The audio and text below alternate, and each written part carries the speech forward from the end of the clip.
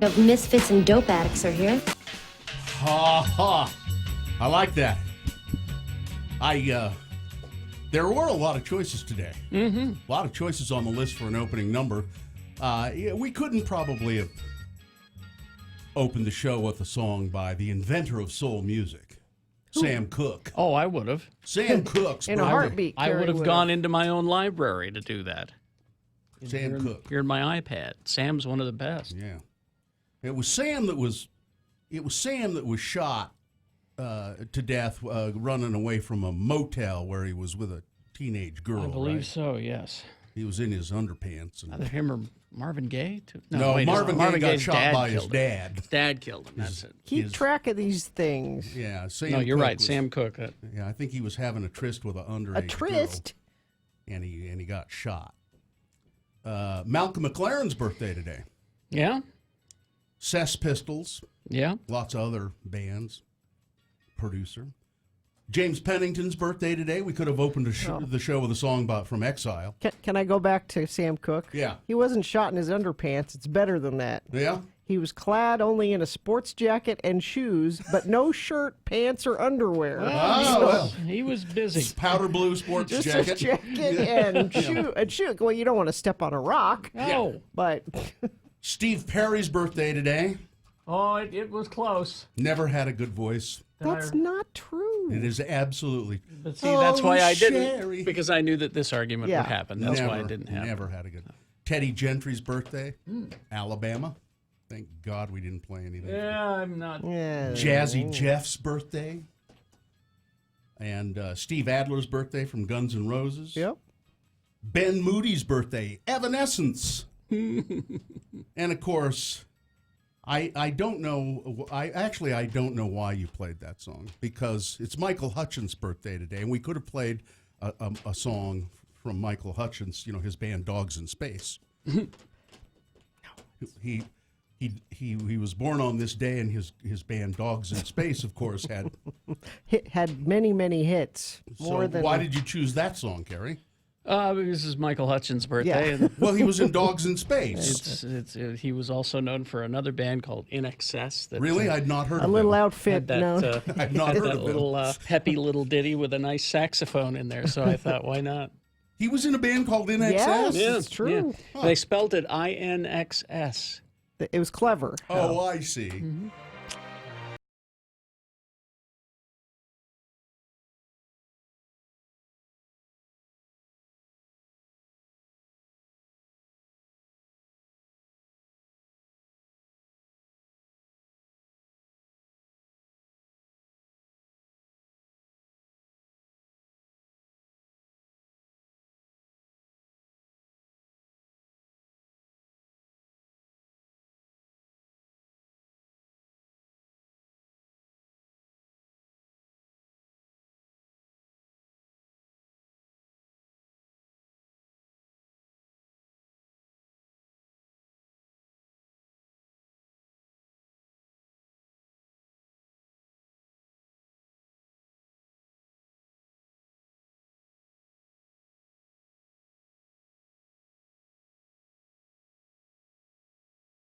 Somebody else played the U2 song.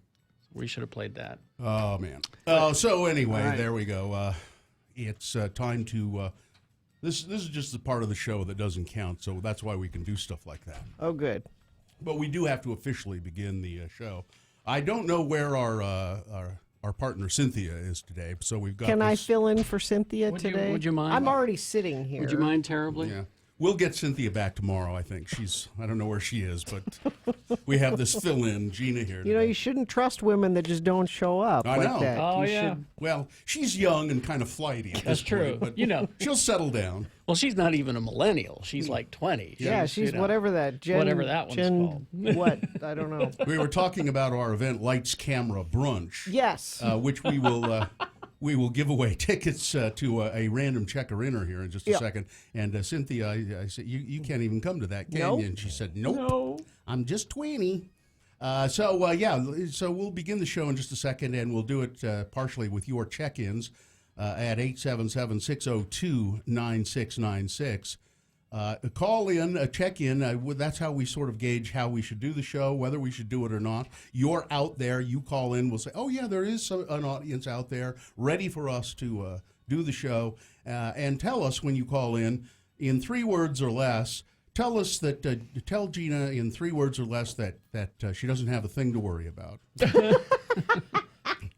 That you missed her and that Cynthia didn't do that good a job at all. Cynthia was not very good at all. Gina doesn't have a thing to worry about. Tell Gina how much you missed her, how much you're glad to have her back, but just 3 words or less.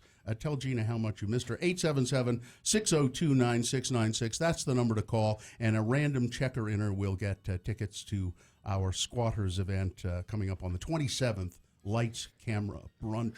All right. Okay, do that. We got that coming up with the check-ins. Also, some big boy news.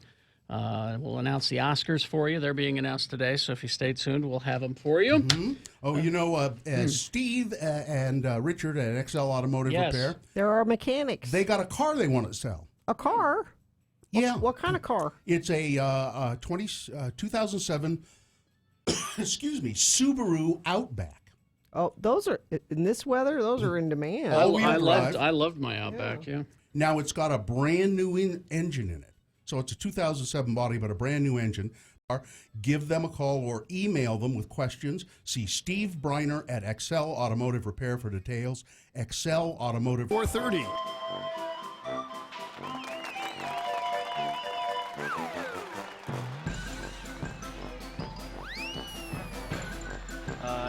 The mayor of Salt Lake has joined us here. It's Ralph Becker, and there's bad blood here, Mayor Becker. I can see that. Yeah. I'm. Mayor, You know what? You know what it is. I'm hurt. All the way to Dillard's, and bought you a tie. That's a good, mile, 2 from your house, right? I know what deep trouble is, and here I thought he had called you, but apparently he sent an email to your office saying you may want to wear the tie oh, God, when you I come to didn't see. get See, you didn't There's get Mayor it. Becker going, I have an email address? What the? Ralph Becker. Now we should say that Gina bought him a tie because you were tired of seeing him wear. This tie, the tie he's wearing right now. Because every time I got a mailer from you while you were campaigning, different pictures, but same tie. And I was concerned that people were going to think you only had one tie. I was worried about you. You want to know how to get her, Mayor Becker? You want to know how to get her? Yeah, Look at her need very advice. seriously and say, "This tie was given to me by my dead mother." Something like that. You know, or You know, the thing is that this is a Jerry Garcia tie, and I don't think my mother knows No? Jerry Garcia, or knew him. I It should was say. that nice Garcia fellow who lived down the street. He used to right. sell us squash. Mayor Becker, great. How's it going? I mean, are you enjoying being the Made mayor? the transition and everything. I'm having a great time. I've got great people around me working. The city's been so responsive. Everyone's jumping in to do things we need to do, so I'm feeling great.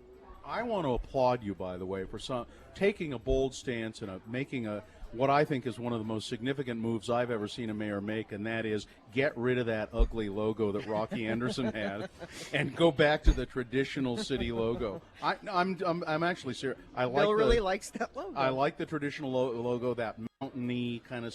That was a dumb logo for Salt Lake.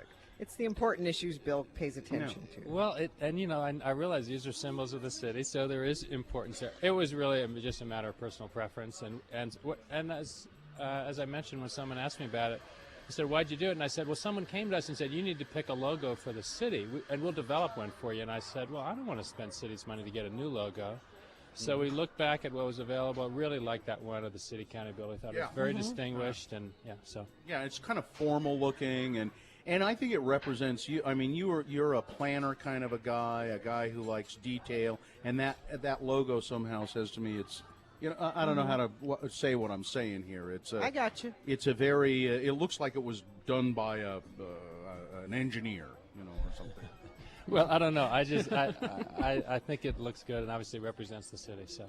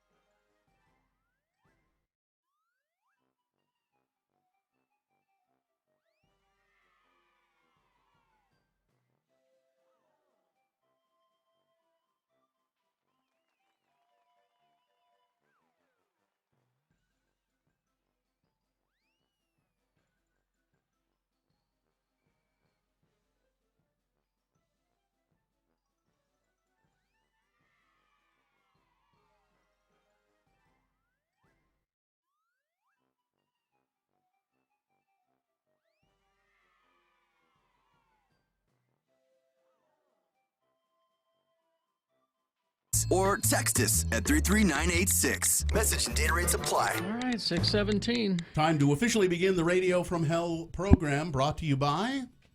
I'm back. That it? Yeah. The moon is... And she's going to keep telling us that, lest you forget. She's back. She hopes that you didn't forget in one day. I know you did. People have very short-term memories. Forget what? See? The moon is 97.3% of full. It's a waning moon. It will be a new moon on February 4, a full moon on February 19. The moon will set today at 9:01 a.m., today being Tuesday. It's the 15th day of January in the year of our Lord 2019, and this is... It's the 22nd day. It's not the 15th. Well, you know, it is, but what does it say right here? And I read it. It says right here at the top of the It says page. here on the 15th. Yeah. I'm Ron Burgundy. Well, you know, you're as good as what you're given sometimes. It says here the 15th. I would have done the same thing, Bill. Yeah, it's the... It's the 22nd. It's the 20... Thanks, Gina. The 22nd day. I just didn't want people all Do we need to confused. start over? No, you have just earned your rightful place back here on the show. It is the 22nd day of January in the year of our Lord 2019, and this is North America's most fertile radio broadcast. It's the Radio from Hell show. Yeah, wear a condom when you're listening to this show, or we'll have your babies. I swear to God we will. This is the Radio from Hell show, starring the Lords of Morning Radio, Kerry Jackson, Bill Allred, or Gina Barberi. And Gina Barberi, the executive producer of the Radio from Hell show. The guy who tried to make me say that it was the 15th of January is Richard Stedman. Dylan Allred, no relation to me, is producing video for the show that you can see at x96.com/live if you have a mind to go there on your computer device. And do we have an intern here today somewhere? Yes. It's that one. Can't remember his name. His I back have not been introduced. Is it Chase? Parker. Parker. Parker. That's It's it. that. Parker. Oh, it's that guy that... It's Parker. It's Parker. That guy. It's the smiling one. Well, good. So here we go with the show now with your check-ins at 877-602-9696. It's brought to you by Okay. Lights Camera Brunch, which is sold out. The only way you can get tickets is by maybe winning them right now by checking in. It's this Sunday At the 27th. at Squatters. Now, tell us in 3 words or less. Tell Gina that you're glad to have her back and why Cynthia... Why I she don't need shouldn't- to worry? You shouldn't be worried about Cynthia replacing you. Okay? Okay. Let's start with Jared. Hello, Jared. Hello. Do you have those 3 words? A fine wine. I am a fine... You are a fine wine. Yeah, Cynthia was just a brand new, a bubbling sort of Beaujolais. she's grape juice. A grape right off the vine and just barely alcoholic. But Gina used to be like Cynthia, Then we ruined her. Yep. We did, yeah. She's got a level of maturity and that's progressed and developed over time, and now she's all knowing. I mean, she'll correct. All right, just bad don't dates. stop laying it on so thick, Jared. Come on. Thanks, Jared. Thanks, Jared. See you later. Bye-bye. Let's go to Mike. Hi, Mike. Good morning, guys. Thanks for letting me listen. You're welcome. Do you have 3 words? I certainly do. Favorite of the 3. Oh. Yeah, whoa. He doesn't say the 3 of what, though. It could be. Yeah, I think it's I think of it's Radio from Hell. I think it's Oh. self-evident. See, We're not giving you any tickets for that, Mike. We're not? No. No. I think Gina decides. Yeah, who. don't I get to say? No. Oh, do you? No. I don't know. No? No. Oh, all right. All right. See you, Mike. Bye, Mike. Let's go to Navajo Nate. Yatta hey, Nate. Yeah, How are you this morning? very cold and sleep deprived. Yeah, what? God, it's really cold out there. What was it, 20 degrees when we Bitter, came yeah. walking in? It's 22 here in Brigham. Hey, I went to Peach City the other day, Nate. I heard. Yeah, I enjoyed that experience quite a bit. I hadn't been there in years.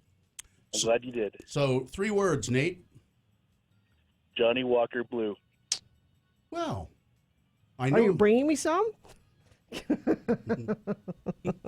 Nate? That's expensive, the Johnny Walker Is the blue the expensive one? Yeah. It is. I've seen it for like $250 up in Park City. Nate, you do you ever come to Salt Lake? I do on occasion. Would you like to join us at a brunch on Sunday? You know what? I took the day off and I planned on going, and so I stayed up all night because I knew it would be easier to stay up all night than wake up to try to win these tickets. You stayed up all night just to win these tickets? Wow, Nate. I did. Wow. Well, Nate, we have to reward you for that. I think so. Hang on the line. Hang on, and Nate. We'll, You know, there's no real celebrities going to be there, right? It's Yeah. just us. Hey, You guys no. are the celebrities. No, Kurt Bester will be there. Oh, that's right. So- Mr. Christmas will be there. For Christmas. Yeah. All right, we'll see you. Hang on, Nate. I mean, hang on is what I mean. Not we'll see you. We'll see you on Sunday. Thank you. Hang on. All right, let's go to Ian. Hello, Ian.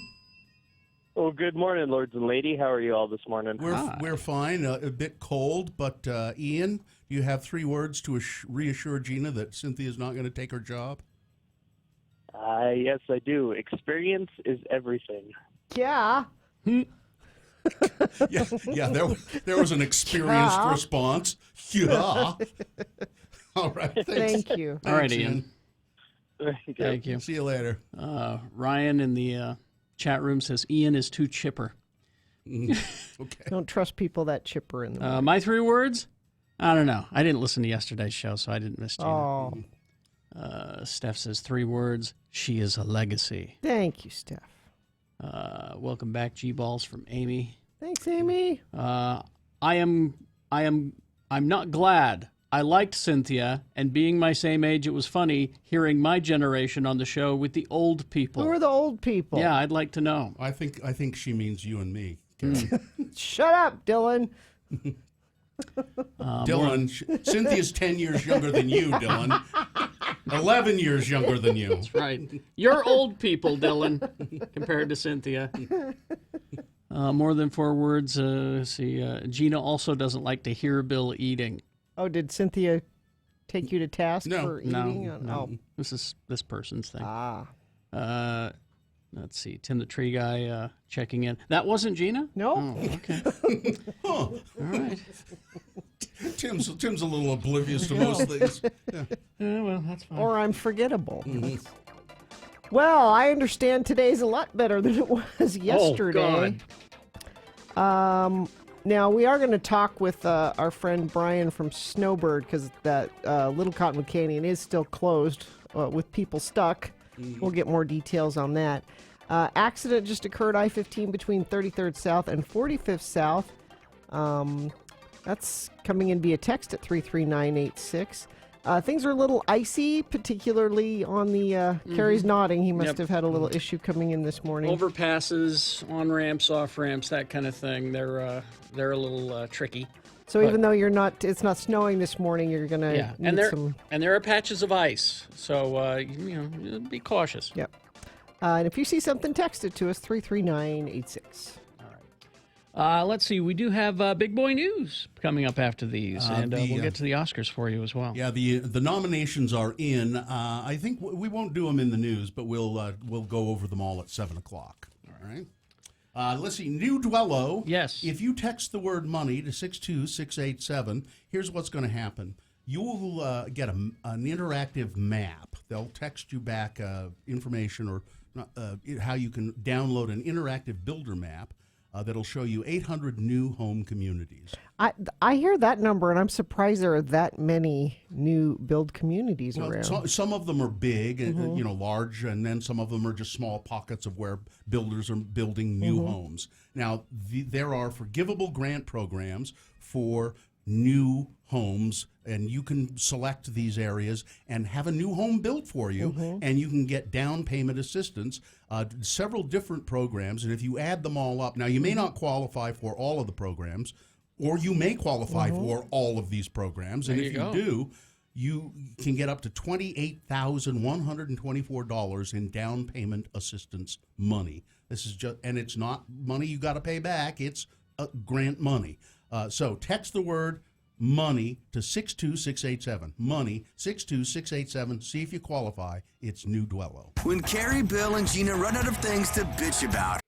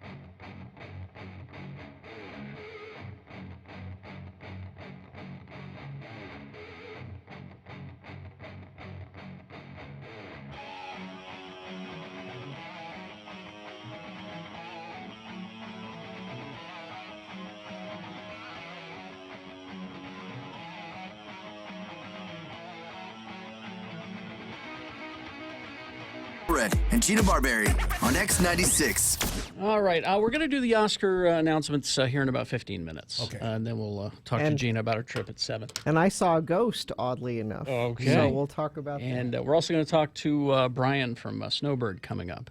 It is time now for Big Boy News and Opinioendo, brought to you by... Protect your identity and earn high interest with a power-protected checking account from Security Service Federal Credit Union.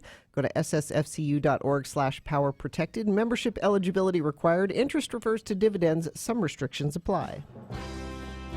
Let's see. Margot Robbie doesn't want you to ask her if she's going to ever have a baby. Because it's rude. So don't ask her that. How often do you ask a guy, so are you going to have a baby? How Well- often does that happen? Well, probably never, because guys don't get pregnant. Are you going to get somebody pregnant? How often in an interview does somebody say, so are you going to get somebody pregnant? I get asked that all the time. People ask me that all the time. Are you going to get somebody pregnant? I say no, because I've had a vasectomy. And then Chris Brown has been detained in Paris. He's Good. been arrested. Keep him. Rape charges. Ooh. Gee, that's surprising. Yeah. Wow. Now, Brian Brown is on line 6. Oh, there we go. Brian Brown. Hi, Brian. Brian, we our are. friend who works for Snowbird, public relations at Snowbird. Brian, are you at Snowbird? I am not. You are not So, trapped. You made it out. Unfortunately, I'm not up there. I wish I was. You do wish you were trapped at Snowbird. So tell us what happened, and an avalanche closed the road, I guess. But what happened, when, and what's going on? Sure. So there's an event at Snowbird called an Interlodge event, and that happens one of two ways. Basically, it's where there's no ability to travel back down the canyon, and you are essentially stuck at the resort. So a storm like yesterday, when it comes in, typically we'll work with UDOT, and throughout the day, if we know there's a pending road closure, we start to let our guests know, skiers and snowboarders that have come up for the day. If the storm intensifies and UDOT feels like they may have to shut the canyon down to perform some avalanche mitigation, we try to get that message out to everybody, so everybody there has a chance to leave before the road closure. And then so people are aware of it, they have the option, they can get down before they can't. Yeah. And then oftentimes there's times like yesterday where there was an avalanche in Little Cottonwood Canyon, and it essentially shuts down travel on the road. So then we go into our Interlodge protocol, which is basically everybody who's at the resort at that point is going to be required to stay there overnight. So with the available rooms we have left, we try to get people put in rooms, or you're going to be at the resort somewhere where it's safe and warm and staying overnight until the road reopens. So for some people, it's this crazy rite of passage. It's kind of this fun. Really fun story that they get to tell everybody forever. Anybody who's ever been in an Interlodge event always remembers it, always likes to tell you about it. And if you're up there for the skiing and snowboarding and you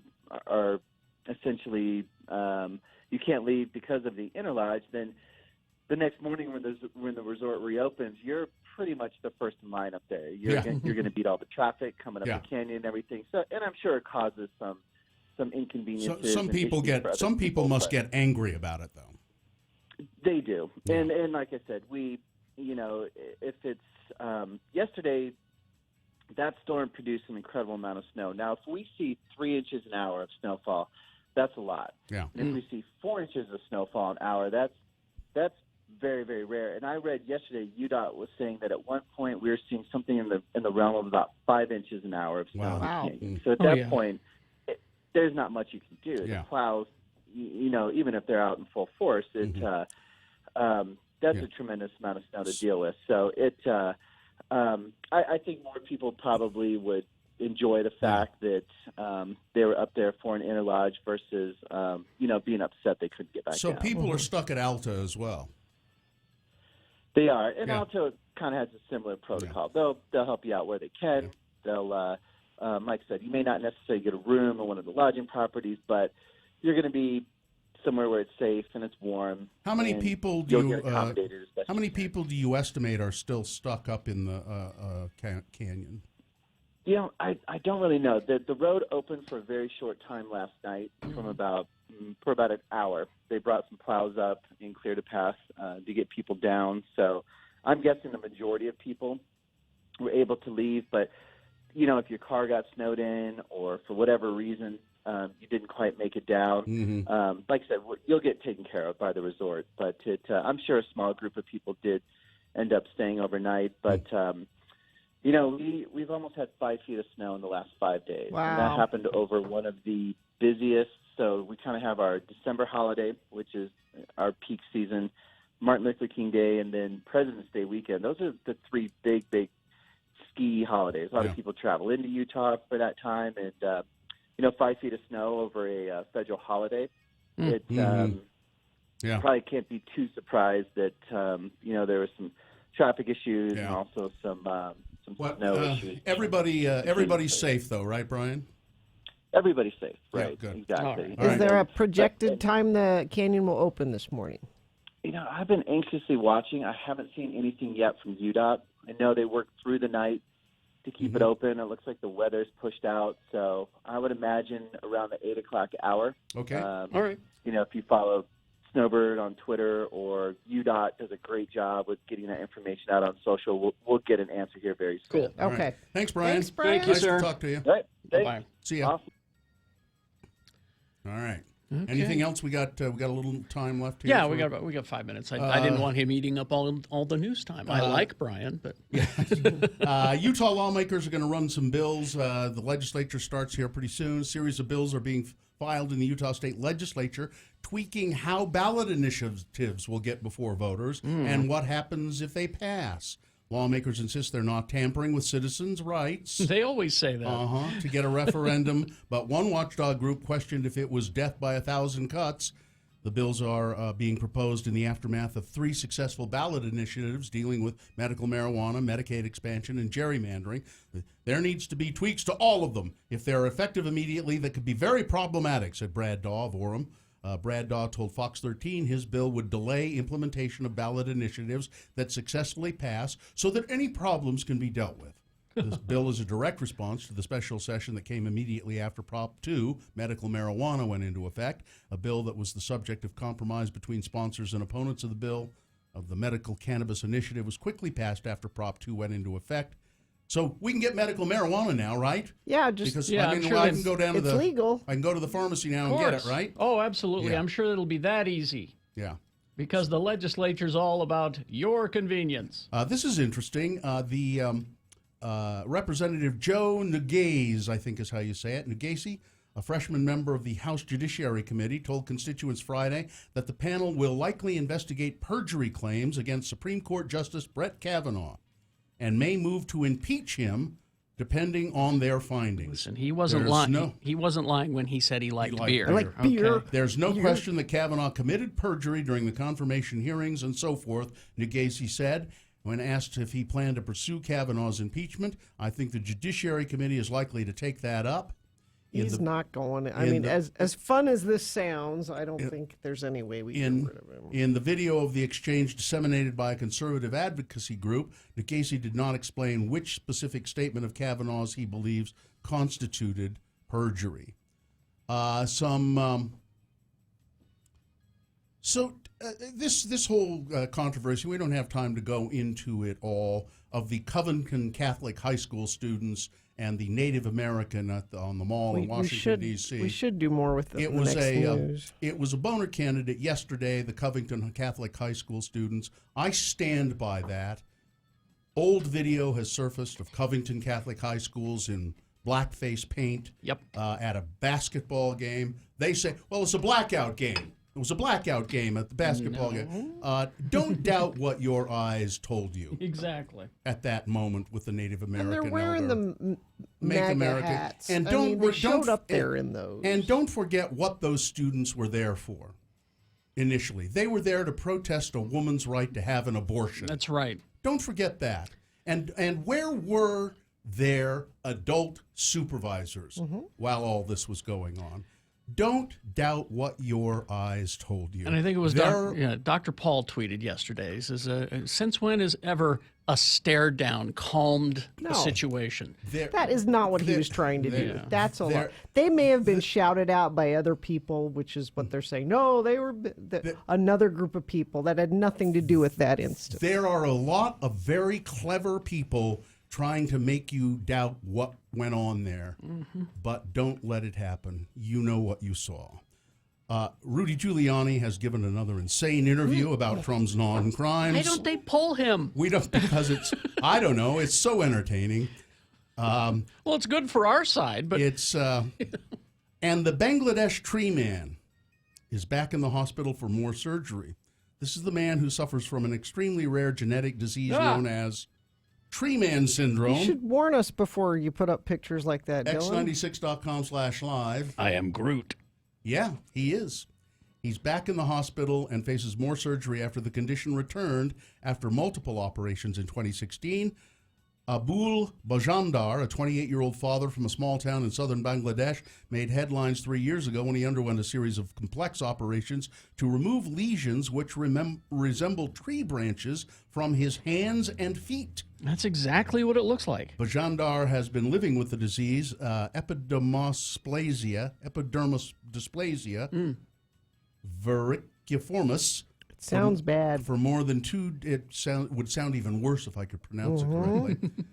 For 2 decades, resulting in extreme wart-like growths across his body. The condition is caused by a defect in the immune system, which increases one's susceptibility to HPV, the human papillomavirus, often leading to chronic HPV infection, skin lesions, and an increased risk of developing skin cancer. It's so rare, there have only been a handful of reported cases around the world, and he's one.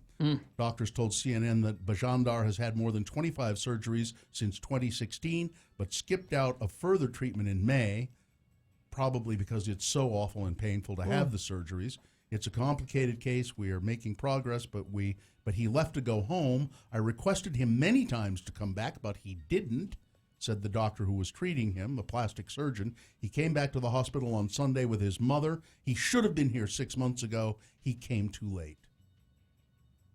Weird. All right, that's it. Sports, weather, traffic? So Harry Connick Jr. is so mad that the Saints lost. Dang it. Well, did you? I mean, I assume Yes, you we guys did, talked yeah. about this. Yeah, we had Amy come in, and she helped explain it to me. Well, even you, not a sports person, I'm sure could look at that and go, That doesn't "That's seem right. obviously should have been called." Well, Harry Connick Jr. is boycotting Well, that'll show him. the Super Bowl That'll show him. and won't watch it, or the NFC Championship, or the AFC Championship. He's not watching any of it until they address Now, this problem. Apparently, there's talk of a class action lawsuit against the NFL Well, it's by gamblers, people who placed money on that game. because And there is apparently some clause in the rules that says that they can change their minds. It was that egregious. Yeah. that I mean, I good luck to them. I don't think they're going to. I don't think money it'll from happen, it, but I thought it was fascinating that it's even being talked about. Replay the game. just That's what I say. try, and I'm sure you talked about our attorney had predicted them to win the Super Bowl. Mm-hmm. I'm sure he should be. Maybe he should be their attorney representing the lawsuit. That's sports. Weather, it's not yesterday, so that's the good news or the bad news, I guess, depending on how you look at it. Not snowy this morning, but it is very cold. 18 degrees right now.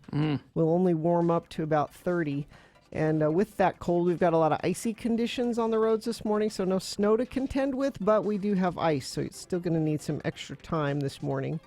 Little Cottonwood Canyon is projected to reopen from that avalanche yesterday at 8 a.m. I'll let you know if that actually happens. Crash northbound I-15 106 south in Salt Lake, left shoulder being affected there. Crash westbound I-215 at the Redwood Road off-ramp in Taylorsville, left shoulder affected there. Go to Hale, Scott Hale Plumbing, Heating, and Air for a $49 furnace tune-up, which includes a 19-point safety inspection. Scott Hale, amazingly different, surprisingly better, scotthale.com. Let's see.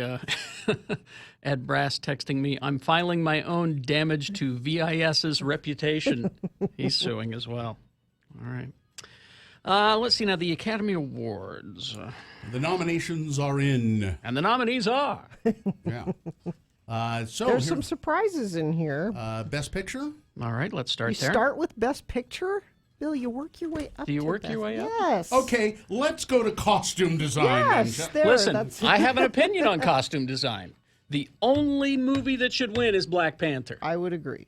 The only movie that should win is Black Panther. Let's see what's. If you look at the research and the development that they did, there's a whole documentary about it. So the other than Black Panther, Okay, yes. the other nominees are A Star Is Born, Bohemian Rhapsody, Roma, and First Man. But no, I'm sorry, that was sound mixing. What? I'm It's sorry. The Ballad of Buster Scruggs. That's what it is. Black Panther, Mary Poppins, The Favorite, and Mary Queen of Scots. I've seen The Ballad of Buster Scruggs, Black Panther, and The Favorite. I don't know why The Ballad of Buster Scruggs was nominated. Really, I would just say they're all okay. of those movies besides Black Panther, you have an established pattern. You have a reference. You wear a cowboy hat. You Yeah. wear a Mary Poppins We've hat. done a Mary Queen of Scots movie, so we can reference that. The costumes for Black Panther, for the people of Wakanda, have never been done on film before. Well, but they just went to Wakanda and looked at what the people were wearing and then copied it. You know. So there you go. That's All right. costume design. Let's see. What you want to do? What else? Pick it, Gina. Original score? Sure. Score, Black Panther, Black Klansman, If Beale Street Could Talk, Isle of Dogs, and Mary Poppins Returns. I don't know.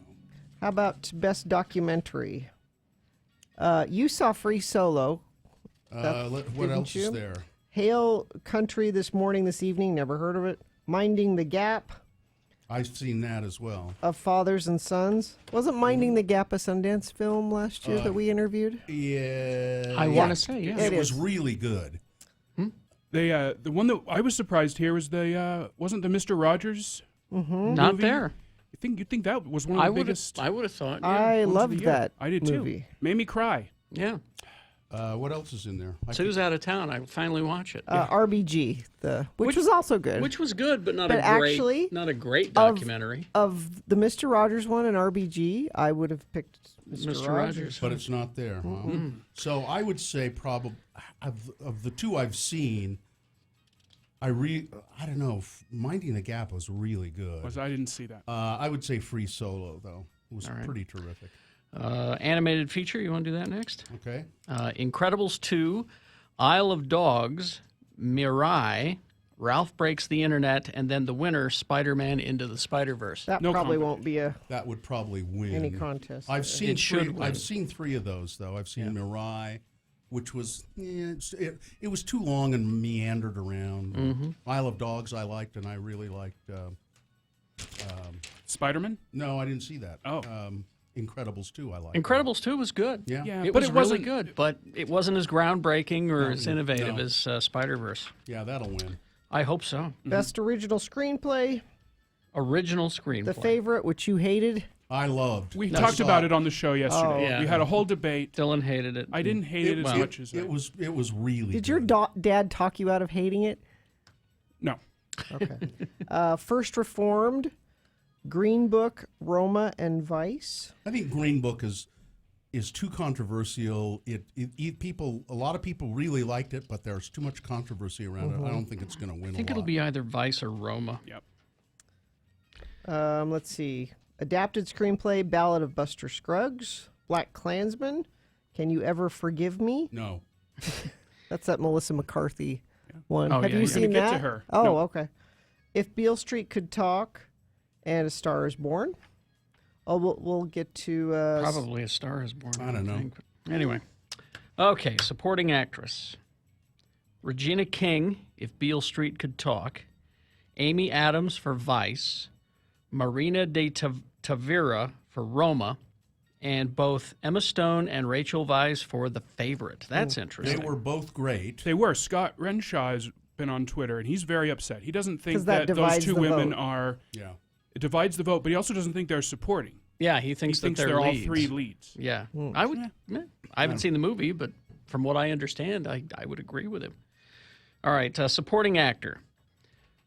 Mahershala Ali. Mahershala. All right. Gina learned his name, and now she wants you to know it. Mahershala Ali for Green Book. Richard E. Grant for Can You Ever Forgive Me? He's supposedly great in that. Sam Elliott for A Star Is Born. Sam Rockwell for Vice, and Adam Driver for Black Klansman. Now, Mahershala won last year for Best. The sentimental favorite is Sam Elliott. Never been nominated, never won. Wow. Okay. And he's good in it, but he's also Sam. He's Sam Elliott. He's the same as he is in. But the scene where he cries, it's pulling good. away from the house, he's really good. Although Jimmy really had high praise for Richard E. Grant for Can You Ever Forgive Me? A lot of people say he's great in that movie. Best Actress. You want to help me with this one, Gina? I can't. It's Yalitza. Yalitza Aparicio. Aparicio for Roma. Glenn Close for The Wife. Olivia Colman for The Favorite. Lady Gaga for A Star Is Born. And Melissa McCarthy for Can You Ever Forgive Me? Oscar-nominated actor Melissa McCarthy. Who would have ever She's thought? that doesn't surprise me as much as you seem She's surprised. supposed to be great in that. I haven't seen it. And, people say you shouldn't be surprised. And she says, I turned into a comic actress, but that's not what I started out doing. I think she's a great actress. She said, I started out being a serious actress. That's what I wanted to do. But I think you got to give it to Lady Gaga. Come on. She's great in that. Olivia Colman is incredible in The Favorite and has... I think she has a lot of supporters, but not a lot of people saw that movie. We only have 4 for Best Actor. I'm guessing that's a typo. Glenn Close won the Golden Globe. Yeah. I watched the announcement. Read me, and I'll tell you if one stands out. Okay. Best Actor, Christian Bale for Vice.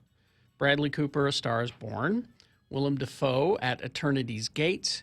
Viggo Mortensen for The Green Book. So it's going to be Christian Bale. We're missing a 5th nominee there. Oh. It's going to be... that's a typo. Yeah. Just something 1, 2. It's going to be Christian Bale, Bradley Cooper, Willem Dafoe, Rami Malek. Rami Malek. Okay. I knew we were missing one. Going to be Christian Bale. Christian Bale. Probably. Best Director. Now, this one's kind of surprising because Bradley Cooper not nominated for stars. All right. Best Director, Spike Lee for Black Klansman. Paweł Pawlikowski. I think it's Paweł Pawlikowski. All right. Cold War. Yorgos Lanthimos. For The Favorite. Yeah. Alfonso Cuarón for Roma and Adam McKay for Vice. Would be Cuarón. Got some big names in that. The money's on Cuarón. Mm-hmm. Best Picture. Here we go. Black Panther. Let's just stop right there. No. Gary. Black Klansman. Bohemian Rhapsody, which surprises me. The Favorite. Green Book. Roma. A Star Is Born. And Vice. Boy. It's not going to be Vice. I think Roma might take it. It might. Probably. Have you seen it? No, I'm going to. I think it won't. Because it's on Netflix. It's taken all of the critics and those kind of awards. I think because it's on Netflix, it won't. Has a little bias against it. Could be. Maybe. Could be the Academy, the older members of the Academy. But Netflix has a lot of nominations. Buster Scruggs is in there a bunch of times. That's true. It's a Netflix thing. Star Is Born or... No. What are you hating on A Star Is Born? Star Is Born or Green Book. Because why? Because Lady Gaga is favorite. They don't tend to vote for pop stars in their or first. Bohemian Rhapsody. Well, I'm sorry, Dylan and I were having a conversation. Or Black Panther. Why? Because they don't tend to give. Or Black Klansman. They don't tend to give Oscars to big pop stars in their first. What, you mean like Jennifer Hudson in her first movie she was ever in when she won Best Supporting Actress? Yeah, that's right. They tend to not do that. Or maybe The Favorite. I think it'll be Vice. I don't think because so. liberal Hollywood. I don't think it'll be Vice. All right. Traffic, let's see. So Little Cottonwood Canyon scheduled to open at 8 a.m. I have not heard differently yet, but we'll keep an eye on that for you. Crash northbound I-15 at 106 South in Salt Lake. Crash westbound I-215 at Redwood Road off-ramp in Taylorsville. And there is some ice on the roads, particularly off-ramps and overpasses, that kind of thing. So you're still going to need some extra time this morning, even though we don't have the snow. That's traffic. All right. Oh, let's see. Do we have boners coming up next? Not next, no. Oh, okay. What do we have? Gina's going to tell us about her trip, Yeah, right? she went to California. Then we have round one of your boners, so stand by for that. Brooklinen.com is the website. It's let me spell it for you, BROOKLINEN.com. And it's about time that you were able to experience the feeling of five-star hotel sheets at home, not in an expensive hotel. You can have this every day. And, well, let's be honest, you spend a third of your life in the sheets, so you might as well enjoy it, right? I love my Brooklinen sheets. They have won the best online bedding category by Good Housekeeping. They currently have 30,000 five-star reviews, more than any other online bedding company. 500,000 happy sleepers and counting. And what's great is that it's not just sheets. They also have towels, robes, and sleep masks, so you can add a splash of luxury to your daily routine going into the new year. My Brooklinen sheets are the best, most comfortable sheets I've ever slept on. Oh, so nice last night. Now it's time for your chance to give them a try, an exclusive offer just for our listeners. Get $20 off and free shipping when you use the promo code Jackson, my last name, at brooklinen.com. They are so confident in their products. All their sheets, comforters, and towels come with a lifetime warranty. But the only way to get that $20 off and free shipping is to use the promo code Jackson, Jackson, at brooklinen.com. That's BROOKLINEN.com. And the promo code Jackson. These really are the best sheets ever. X96 is a proud partner of Sundance Institute.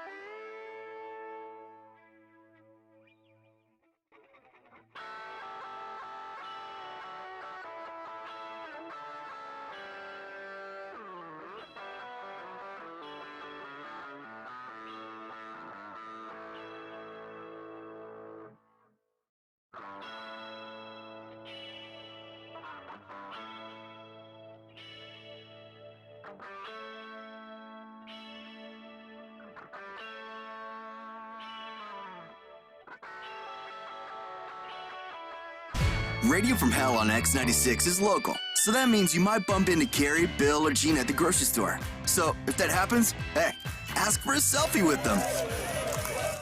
I love that so much. That was so cynical. I can't stand it. It's beautiful. I love My it God, so that was much. cynical. It was so That should well get- written. Can that be nominated for something? For something? And we got to find some time. I don't know if Gina saw it or not, but the review of the Clint Eastwood movie, The Mule. Yeah, that was pretty funny. On Saturday night. We got to play that for folks. It was hilarious. So Gina, how was your weekend with smart, strong women? How did you fit Oh, is in? that what this was? Yeah. It's a weekend with smart, strong women. I And I just don't knew know Well, it's so. how you fit in there. Well, it was celebrating my daughter, who's a smart, strong woman. Jonesy is The one who gets sick whenever you go on a trip. yes, and she was sick the whole time. Smart and strong. She turned 13, and so for Wow. for her, yeah, she's a teenager. Mm-hmm. Ask Mama Sue how she feels about that. Well, I'm sure we'll be hearing. So to celebrate her, we went to visit my Aunt Nan in Burbank, beautiful downtown Burbank. And Aunt Nan, She lives right downtown. right downtown, like in the NBC studios. My She's grandma, right- my great grandma lived right downtown Burbank. Aunt Nan, you show up at her house, and she has on your bed in the guest room, we each had a gift basket of candies and books and a Hollywood tote bag for us to take So home. this is what smart, strong women do. Yes. And she had an itinerary printed out of our weekend with Jonesy's picture on it and pictures of the different things we were going to do. On and scented see. paper. On scented paper. course. Yes. She does everything. She had homemade scones waiting for us. Hot Hot homemade. with honey butter. Jonesy said, "Why don't you ever make hot?" Because that's what smart, strong women do. But speaking of celebrities, Yeah. I had a couple of Well, celebrity you're in sightings. beautiful downtown Burbank. Isn't that where they all live? Yes. Not encounters, but sightings. Well, so one of the things we did while we were there is we went to the Gary Marshall Theater. The Gary Marshall Theater. You need to say it like Gary Marshall. No, not that Gary Marshall. Oh, different Gary Gary. Marshall. Oh, I'm thinking of Gary Owen. Yeah. Who said beautiful downtown Yeah. Burbank. No, Carrie, I'm it's stuck there. The No, it's director of Pretty Woman. Penny Oh, Marshall's Penny Marshall's brother. Gary Marshall, yeah. The director of Pretty Woman, and there was a bunch Yeah, of well, that's fine, but don't let him off the hook for all that Love Boat stuff he did. there was a whole display of Pretty Woman stuff at the Gary Marshall Theater. There was a whole display of Laverne and Shirley and Happy Days and Did they mention the Love Boat? Mork and Mindy. The Love Boat? I didn't see anything for the Love Boat. But so we're at the Gary Marshall Theater to watch this Celtic performance. Okay. And my sister, Mikkel, and I both noticed this woman who looks exactly like Penny Marshall But it wasn't. because she's dead. She died, yeah. So is Gary. But I'm saying down to the long bobbed hair with the sunglasses, and you can see a picture of Penny Marshall if you don't know what she looks like at x96.com/live. So Oh, like there the we go, yeah. colored, the little sunglasses that she always wore, perched on the end of her nose, kind of down low, like kind of, yeah, sounded like that. Was it her sister, her daughter, her? So we're like, she's, Shirley at the Gary Marshall Theater. Was it She Shirley? gets free tickets. Shirley? No, it's. Yeah, but we're desperately trying to Google image search the Marshall family. The Marshall because clan. it and we could not find anybody that looked so much like Penny that now we're convinced it was her ghost. Well, it was. They That's probably. the only- It's probably a Penny Marshall impersonator Well, who shows up there all the time. Or a relative of the Well, no, Marshall that's- family. That's what I'm saying. They we couldn't looked. find one. We couldn't find anyone that looked like her. Maybe it was her son. Why didn't you go up and ask? Are you? Are you Penny Marshall's ghost? No, just to let you look so much like Penny Marshall. Well, I'm You sure must it's just be- some weirdo who likes to dress, who looks enough You think like she was Penny Marshall. cosplaying Yeah, as yes, Penny Marshall? Yes. People say I look like Penny Marshall. And there's probably a Shirley that shows up all the time too. I don't know. What was her name? I like to think that I like to think that it was the ghost. Okay, that's something that a strong, smart woman wouldn't do. So go ahead and do that. And that night was the blood moon night. Super Blood Wolf Moon or something. Yeah. And we were very excited. So we run outside at the intermission of the Celtic music show. It was too smoggy, wasn't it? No, it was beautiful. I actually got a great picture of it if you go to my Twitter feed. That's not. But it's a picture of the original Bob's Big Boy, the first one. still there. I'm it's surprised. still there. And it's directly across the street from the Gary Marshall Theater. Well, how about that? And so was the big boy there? He was there. The big boy who had the checkered pants. I thought he was dead, but Or he someone was who there. looked like him, maybe his ghost. It's the checkered pants. So and did the- you go to the Big Boy? No. You should We have. should have gone. It's historical. I haven't had a big boy sandwich forever. And I know you worked at the one in I Ogden did in Roy. with the strawberry pie. Yeah. Oh, you worked at the one in Roy. And the other sort of celebrity encounter, we were having brunch, and Jonesy said, "What are all those bodyguards here for?" And it almost looked like a Hollywood set for what it would look like if a celebrity showed up somewhere. Mirrored sunglasses. Mirrored sunglasses, and, the earpiece, the talking into their jackets. Big guys talking into their jackets. Hands folded in front of their crotches. Talking like, into their lapels. And there were like 10 of them.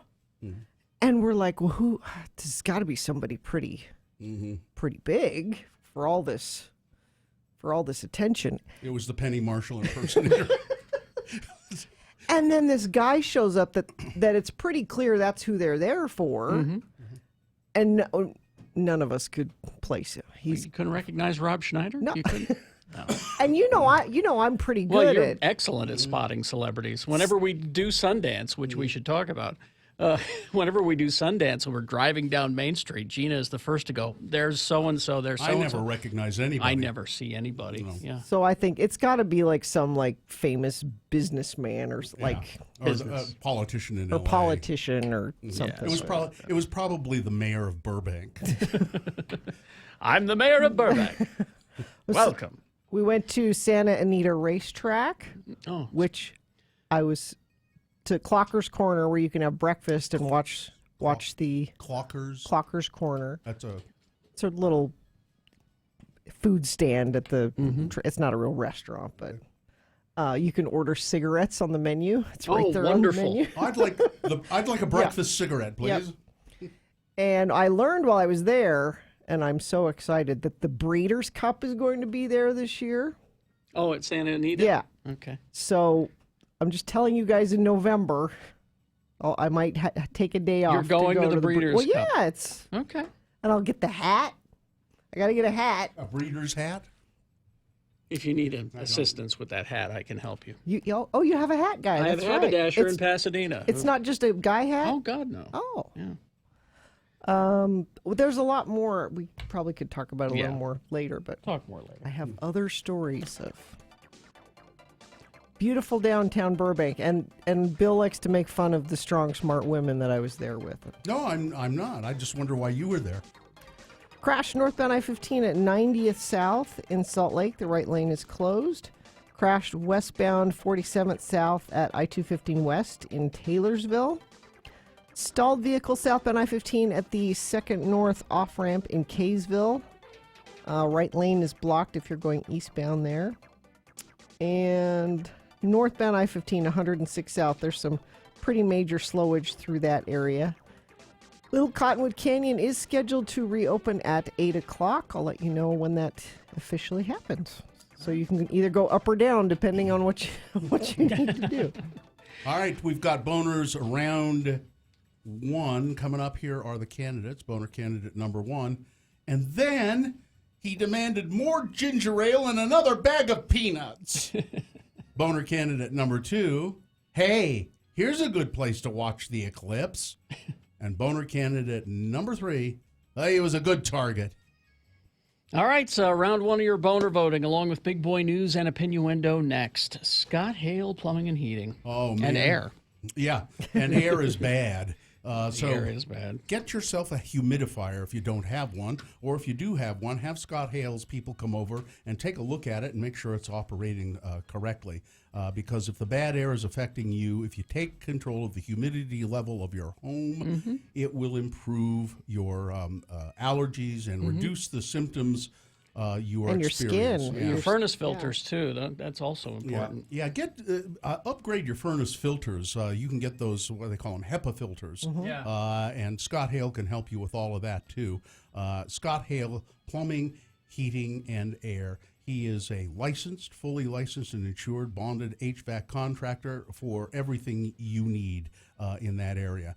So call Scott Hale, 801-264-HALE. That's 801-264-HALE. Or go to the website. He can help you out there. It's scotthale.com. Park City in January.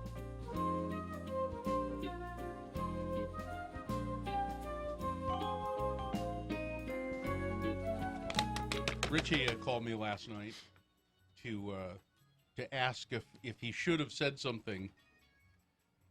Don't worry. Okay. Don't worry. I'm not.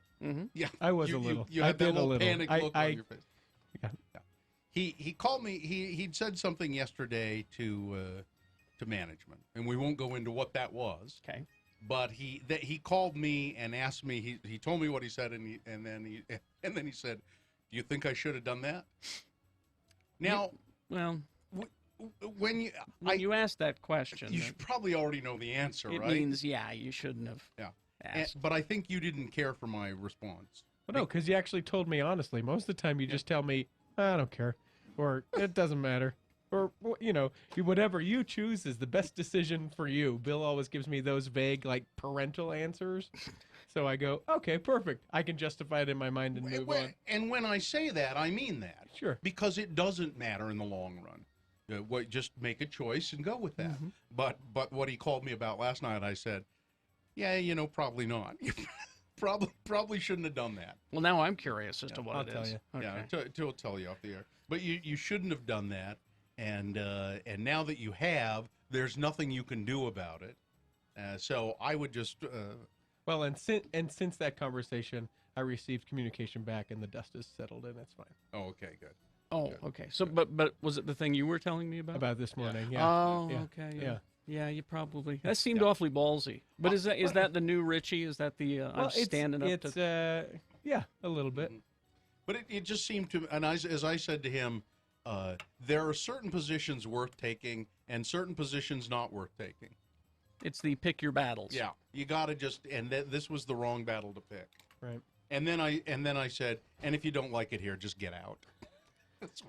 Well, and that's all because you're not used to standing up for yourself. You're learning. Right, I'm getting there. So. Well, it's hard to do.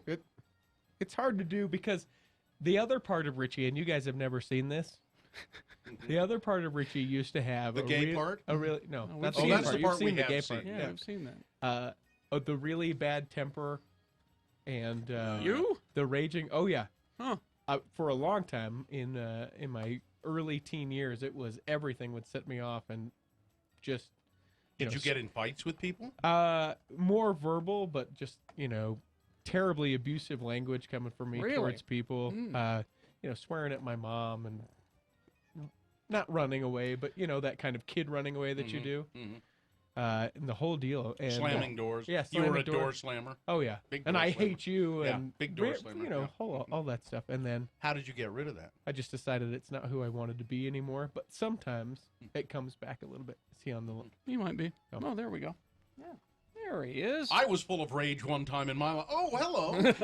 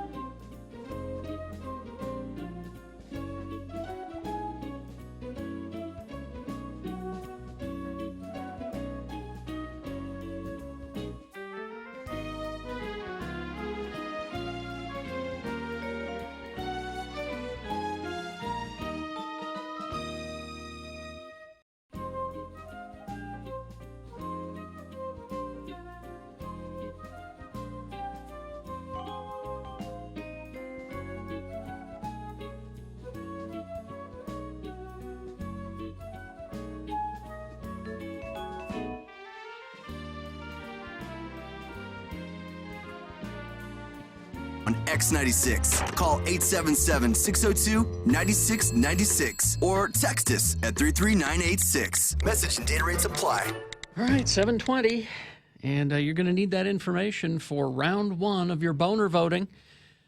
Presenting to you now 3 news stories. These are examples of bad, stupid, or funny human behavior, and you, yes, it is on you to decide of these 3 candidates, which one of these 3 is the worst, which one deserves to win round one and get that chance to go to Boner Fight and possibly become Boner of the Day. If it wins here, it's the champion of round one. It will have to defeat the champion of round two's voting. We will do this again at 8:20 with 3 more candidates.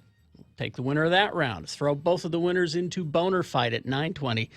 That's when Boner of the Day is decided by you. So pick your champion for round one. 2 candidates now, a third after the news. Once you've heard all 3, you'll vote. And one of you lucky random Boner voters will receive a gift certificate to go see our good friends at Gracie's. All right, I'm going to warn you. This first Boner candidate is pretty disgusting. Okay. And then he demanded more ginger ale and another bag of peanuts.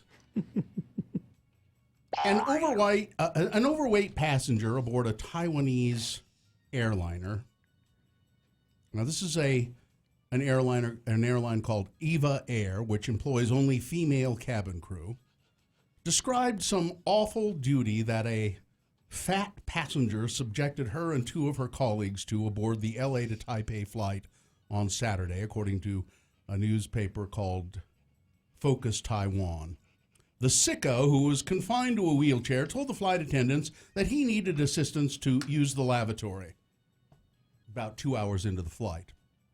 Quote, I felt that as a flight attendant, removing a passenger's underwear was beyond the scope of my responsibilities, the flight attendant told a news conference where she was accompanied by reps from the Taiyu Flight Attendants Union. There's a picture of this young woman at x96.com/live. I told him we couldn't help him, but he started yelling. He told me to go in there immediately and threatened to relieve himself on the floor, she said. Ugh. as the passenger's genitals were now exposed. Yeah. One of my colleagues brought a blanket, which I used to cover his modesty, but he very angrily slapped my hand away, saying he didn't want it and wanted me to remove his underwear so he could use the toilet. The man also insisted that we keep the door open because he couldn't breathe. The woman managed to keep the door closed, but the man, whose weight was estimated to be about 400 and some odd pounds, then refused to leave the bathroom unless they wiped him after he finished with his business. Jeez. The flight attendants refused at first, but then they decided that they had to carry out his disgusting task, or he would stay in there. They took a turn, then things took a turn for the worse when the chief attendant donned 3 pairs of latex gloves and began, well, what are they to do? Leave him in there. Well, then... No. Sorry. Well, then figure it out, dude. You do it at home, don't you? But then you have somebody at home to do it. Then you should travel with them. But then people are going to need to use that restroom. He said, "Oh yes, that's the way to do it." No. Now pull my pants back on. He said. The union decried what it described as blatant harassment and asked that Eva sue the passenger who had defecated in his underwear during a previous flight in 2018. The union urged the airline to establish a standard operation procedure, including making sure that disabled passengers are accompanied by a caretaker. That's what I would quit right there. I would too. No. Yep. I'm done. I'm out. I would have said, nope, that's it. Eva said in a statement Monday that flight attendants are allowed to refuse requests they consider inappropriate, Yes. and that it is prepared to offer assistance if needed to sue the offensive passenger. Boner candidate number 1, and then he demanded more ginger ale and another bag of peanuts. Here's boner candidate number 2. Hey, here's a good place to watch the eclipse. 2 people who police surmise lay in a dark roadway to watch Sunday night's lunar eclipse were run over by a West Palm Beach police car. There's nowhere else you could have seen it except for the The 2 middle were of the taken road? to a hospital that city police did not name and were being treated for non-life-threatening injuries.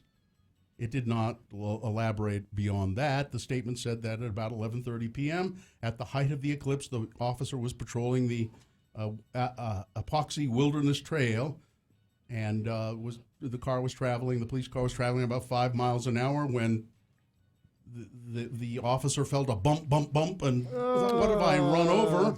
And got out, and the officer had run over 2 people who were lying in the road.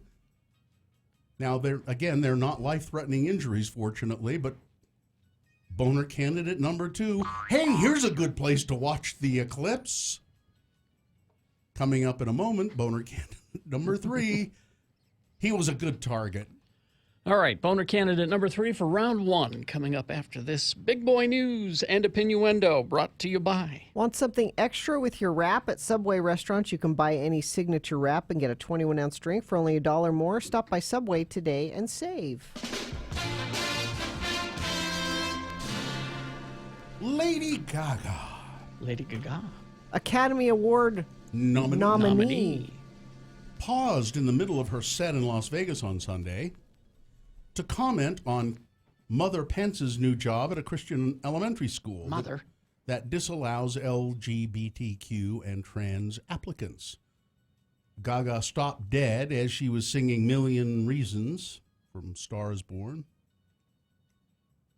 probably to ensure the maximum number of people were present and not in line for the bathroom, to say, if the effing President of the United States could please put our government back in business. There are people who live paycheck to paycheck and need their money. Mm-hmm. She then segued into the latest news about Mother Pence, who took a part-time job teaching at the Emmanuel Christian School in Springfield, Virginia. As you know, the only thing that rivals Mother's belief in the healing power of art is her distaste for LGBTQ people. Yay. Per Gaga. And to Mike Pence, who thinks it's acceptable that his wife work at a school that bans LGBTQ. You're wrong. You say we should not discriminate against Christianity. Well, you are the worst representation of what it means to be a Christian. I'm a Christian woman, and what I do know about Christianity is that we bear no prejudice and everybody is welcome. So you can take all that disgrace, Mr. Pence, and you can look yourself in the mirror and you'll find it right there. Yep. You know what? I'm not going to get into it because we won. It doesn't matter. Well, we won. Officials with Homeland Security investigations have arrested a man in Summit County, Utah, on suspicion of smuggling illegal aliens for money. An affidavit of probable cause released in 3rd District Court in Summit County said the task force officer with the HSI stopped a vehicle that was driven by Rolando Gomez Gomez for traffic violations. During the traffic stop, the officer was presented false identification cards by Mr. Gomez Gomez. Further investigation by the officer revealed Mr. Gomez's real name and that he had been arrested several times for alien smuggling, according to investigators. The officer asked Gomez if he knew the occupants that were in the vehicle he was driving, and he said, no, I don't know him.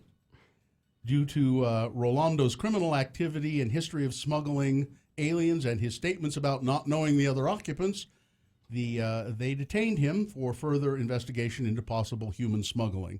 During the investigation, the occupants of the vehicle allegedly admitted that they had paid Mr. Gomez Gomez an undisclosed amount of money for him to drive them to other states, including Nebraska and New Jersey.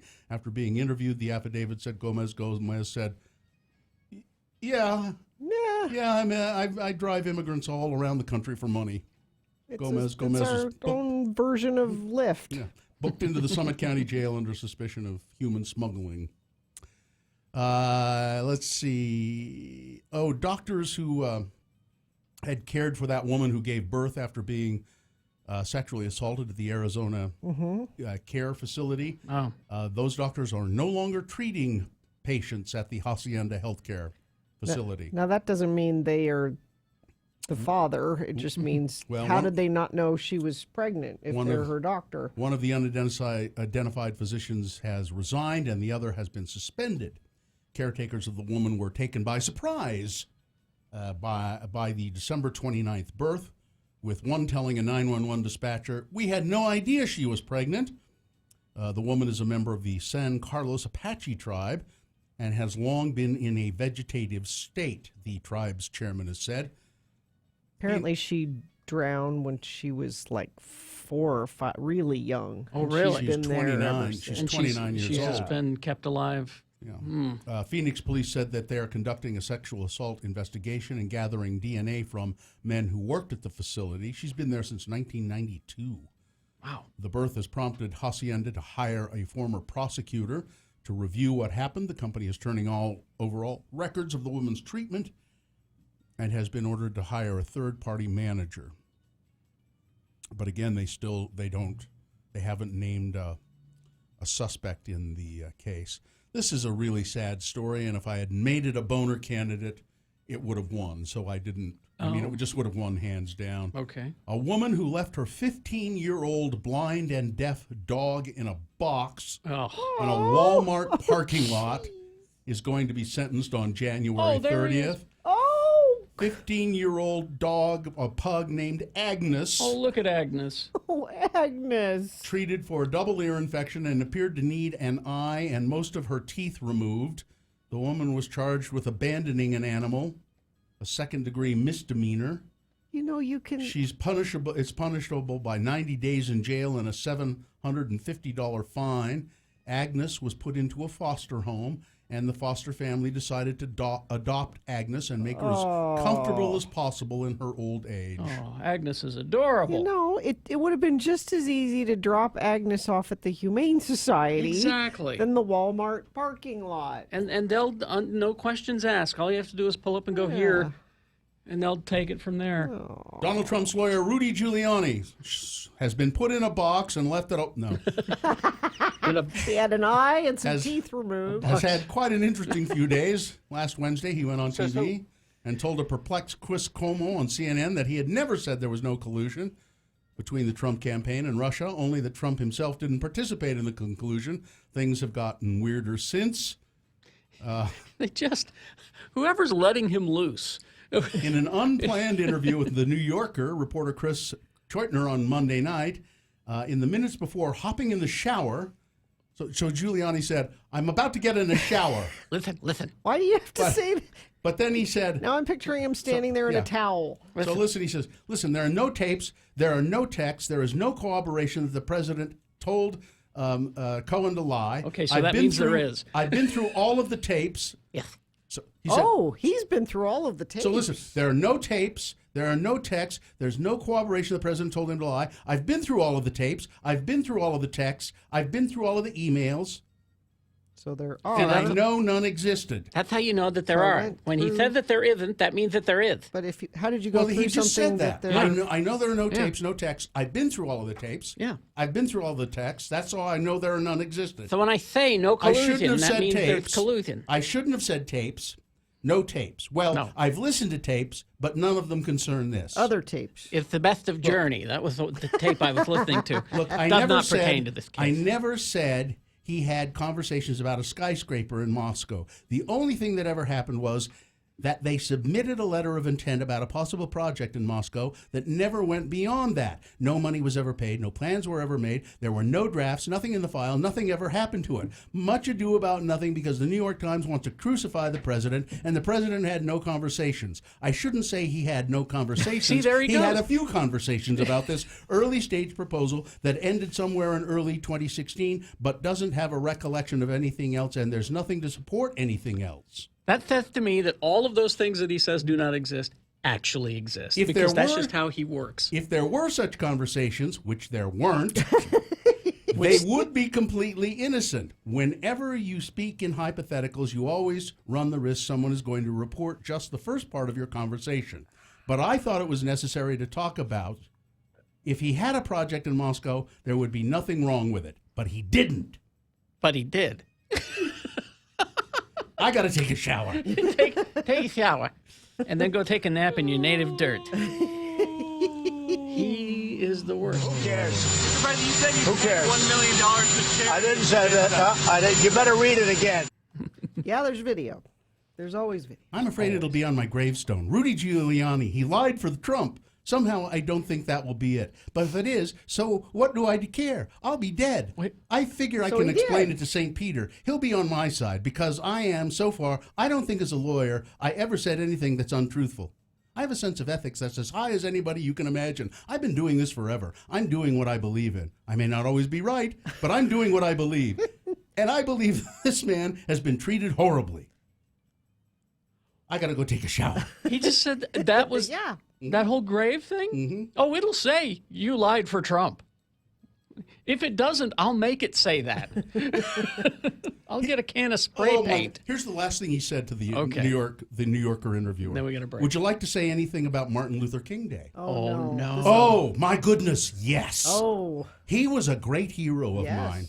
I believe he taught me, like he did all of us, how bad segregation was. Those of us in the North wouldn't have known that without him. There it is, folks. Thanks to Martin Luther King Jr., without whom we wouldn't There's know no other about way to have segregation. known that we that- wouldn't have known about segregation. Weather traffic.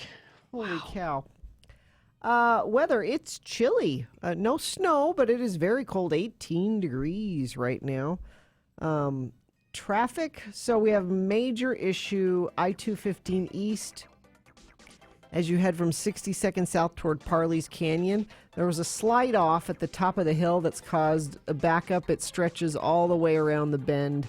Lots of friends of the program are stuck in that because I've heard from you via text. Thank you for that.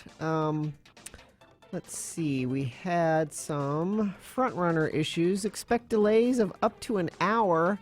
Southbound from Orem, delays of about 40 minutes. Northbound from Orem to Draper, delays of about 30 minutes. Northbound Draper to Ogden, delays about 15 minutes. Southbound from Salt Lake Central. And we're still projecting that the opening of Little Cottonwood Canyon will happen at 8 o'clock. I guess cars have already started lining up for that. We'll let you know. Wait, which way? Both ways, actually. Yeah. Everyone's anxious to get one direction or another. Go to Hale, Scott Hale Plumbing, Heating, and Air for a $49 furnace tune-up, which includes a 19-point safety inspection. Scott Hale, amazingly different, surprisingly better, scotthale.com. Here's boner candidate number 3. He was a good target. 4 teenage boys were arrested in Linwood, Washington, after police say they shot a pedestrian with a paintball gun as they drove by. So it was a drive-by paintball shooting. The man, who had swelling and bruising underneath one of his eyes, said he had been walking to work when a carload of teenagers pulled up next to him in a church parking lot and fired a paintball at him, hitting him in the face and chest. The victim was able to describe the vehicle, which he last saw as it was driving off with its headlights off. The man told officers that he was hit in the face. He at first thought he had been shot with a real gun, and he could hear laughter coming from inside the vehicle as it took off. The officer had seen the suspect vehicle while he was conducting a traffic stop and requested additional officers to try and locate the car, and the cops quickly located it, matching the description, driving in the area that a car was making odd turns and occasionally shutting off its headlights. When officers pulled the car over, they saw a paintball gun inside, and after further investigation, all 4 boys in the car, 15 and 16, were arrested and taken into custody. By the way, the man that was shot, he was walking to work, but he's homeless. He has a job, but he's homeless. He was a good target. Little rats. Boner candidate number 3. All right, let's review the first 2 and vote. Boner candidate number 1, and then he demanded more ginger ale and another bag of peanuts. A flight attendant on a Taiwanese airline said that an overweight passenger forced her to wipe him after an unpleasant incident in the restroom on the plane. Boner candidate number 2, hey, this is a good place to watch the eclipse. These 2 idiots just lay down in the road and were run over by a police car. And boner candidate number 3, he was a good target. All right. It's time to vote for round 1 of your boners. You've got to decide, of these 3 candidates, which one is the worst, which one deserves to go forward to boner fights and possibly become boner of the day. If the wins here, it's the winner of round 1, not boner of the day yet. Going to have to defeat the winner of round 2's voting. Round 2 happens at 8:20 with 3 more candidates. You'll vote then, and we'll take the winner of each round and put both candidates into boner fight at 9:20. That's when you'll decide boner of the day, so stick around. Help us out with this, if you would. Right now, you can help by picking the champion of round 1. 1, 2, or 3, the candidate that you think should win this round, put that number in the message of a text. That's all we need, is that single digit in the message so the computer can count it, all right? Text that to 33986. Or you can call 877-602-9696. Use your voice. Or go to x96.com, look for the box that says Boner Voting, January 22, 2019, and vote there. 300 seconds for round 1's voting. Let's go.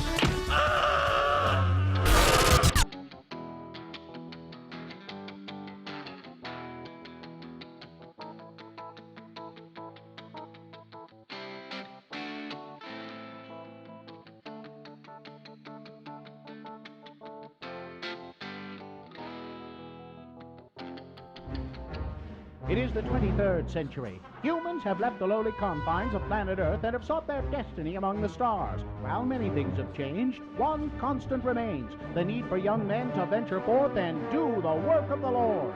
This is the tale of 2 such men who at the age of 19 have answered the call of their general authorities and are embarking on a 2-year mission to spread the gospel throughout the galaxy. This is the story of Space Elders! In this episode, we find our elders rendezvousing with Zone Leader Hansen on some distant planet in the BFE sector. Hey, Butch, what you got there? It's a care package from my folks. You know, my mom means well, but she just doesn't understand the physics involved in sending stuff from home. Well, what you mean? Well, the cookies she sent are fine. They're hard as a rock, just the way I remember them. It's the lime jello with shredded carrots in it that causes problems. You know, even in Tupperware, this stuff goes bad after a week in hyperspace. Missionaries who have eaten this stuff have been known to develop a form of space madness. Wow. Oh, look, here comes Zone Leader Hansen right now. I have discovered the most incredible object. It allows us to view any period in the history of any planet. We can research early church history. This discovery will allow me to get reassigned back to Earth and leave you 2 losers far behind. Great. Glad to hear it. What's that have to do with us? Since you weren't having much luck in the field, I figured that you wouldn't mind watching my discovery while I go back to Starbase 182 and file my report. Hey, are you eating while I'm talking to you? Give me that. Sorry. Say, green jello with carrot shavings. I haven't had this since I left home. But sir, I think you ought to know that... Quiet, Lehigh. He's eating. Shut up, the both of you, right now. This jello tastes funny. He's gone mad. He's got space madness. We better go after him. Okay. Hey, what's that thing right there? You mean that natural arch that seems to be showing the History Channel? Yeah, that thing. What is it? I believe that who is it would be a more appropriate question. Is that you that said that, Butch? No. It must have been the natural arch over there. Okay, I'll play. Who are you, and what have you done with Zone Leader Hansen? I am the guardian of forever. Hansen has entered through me into your world's past. Entered through you? Well, I guess we can get back to tracking now, huh, Lehigh? No, we most certainly can't. Huh? We need to get Zone Leader Hansen back and cure his jello-induced space madness. Come on now, Lehigh. He was a little weird before my mom's jello. Are we sure he's sick?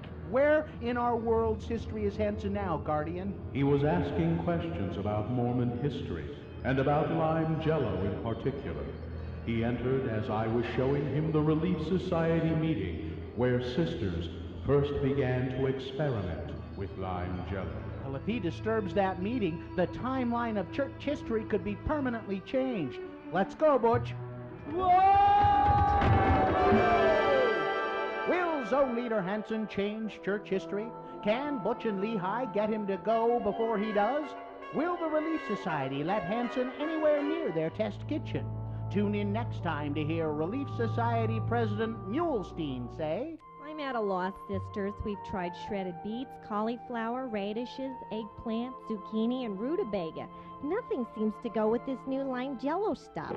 Excuse me, sister. I think we can help. I don't think we should go against the Prime Directive, Bush. How did you get in here? One wrong move and you'll see the business end of my skillet. Just like the last kid who wandered in here and tried to tell us how to conduct our business. Other kid? Oh, hey, it's Zone Leader Hansen. She's knocked him out cold. Nice going, ma'am. Wish I'd have been here to see it. Tell you what, we'll get him out of your way and you can go back to doing what you were doing. Oh, yeah, and you might want to try shredded carrots. I warned you about meddling. She's got a skillet. Run for it. Run. On the next liposuctioning episode of Space Elders.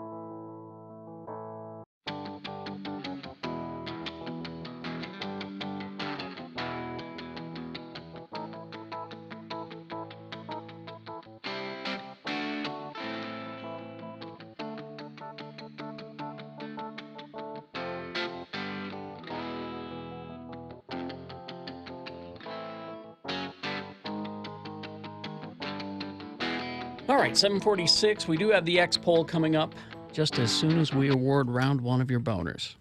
And round one of the boner voting is brought to you in part by pizza. Pete. How do you say pizza? Pizza. But how do you say pizza? Well, I think you have to say pizza, don't you? How do you say pizza? Who was that? What was that guy's name? Rosen. Peter Rosen? Mm-hmm. Yeah. This is a really old inside my joke, God, and I I'm forgot. sorry. I'm sorry I brought it up. I had forgotten all about that. He was interviewing us for something. The Utah word of the day. Yeah. And But it was- he kept coming back to, how do you say pizza? For some reason, that was just Nobody stuck. says pizza different. Anywhere in the world, nobody says pizza any other way than pizza. It's pizza. I'm sorry I brought Anyway, it up. sorry. And Gracie's Tuesday still night. around. Tuesday night bluegrass jam with Pixie and the Partygrass Boys at 7. Like Gracie's on Facebook for updates. Adults only. You can get a pizza at Gracie's. Thanks, Gina. Now I can't go on I with know, the show. I'm I sorry. cannot go on. Smart, strong woman that you are. So we had boner candidate number 1, and then he demanded ginger ale and another bag of peanuts. This is the awful story of the flight attendant for a Taiwan airline who says an overweight passenger forced her to wipe his butt. Boner candidate number 2. Hey, here's a good place to watch the eclipse. 2 morons who apparently just lay down in the road in the dark. There's no obstruction. Yeah, you got a straight shot. And There's no trees. And a police car ran over them. And not just any car. No. And boner candidate number 3, he was a good target. A bunch of little miscreants in Washington shooting a homeless guy with paintball, drive-by paintball shooting. Really, really nice, huh? A guy named Jared won a Gracie's gift card from us, and the winner of the boner voting, number 3, put up a good fight, but the winner, number 1, he demanded more ginger ale and another bag of peanuts.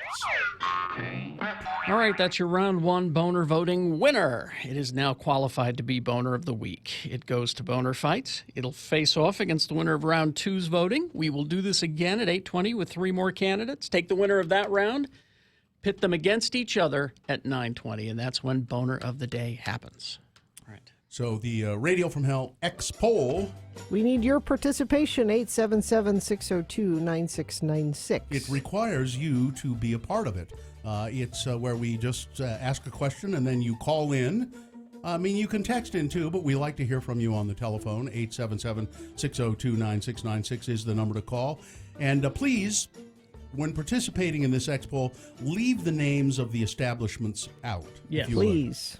But have you ever been required, or has it ever been necessary for you to send food back in a restaurant? Now, do you mean just like not cooked properly, or do you mean something more egregious? It's not been. It's been bad. It's been. Well, I mean, Mrs. Bill and I went out to dinner on Saturday. We didn't send it back, but when they came and said, actually the manager came around, as they do at some restaurants, and said, "How was everything tonight?"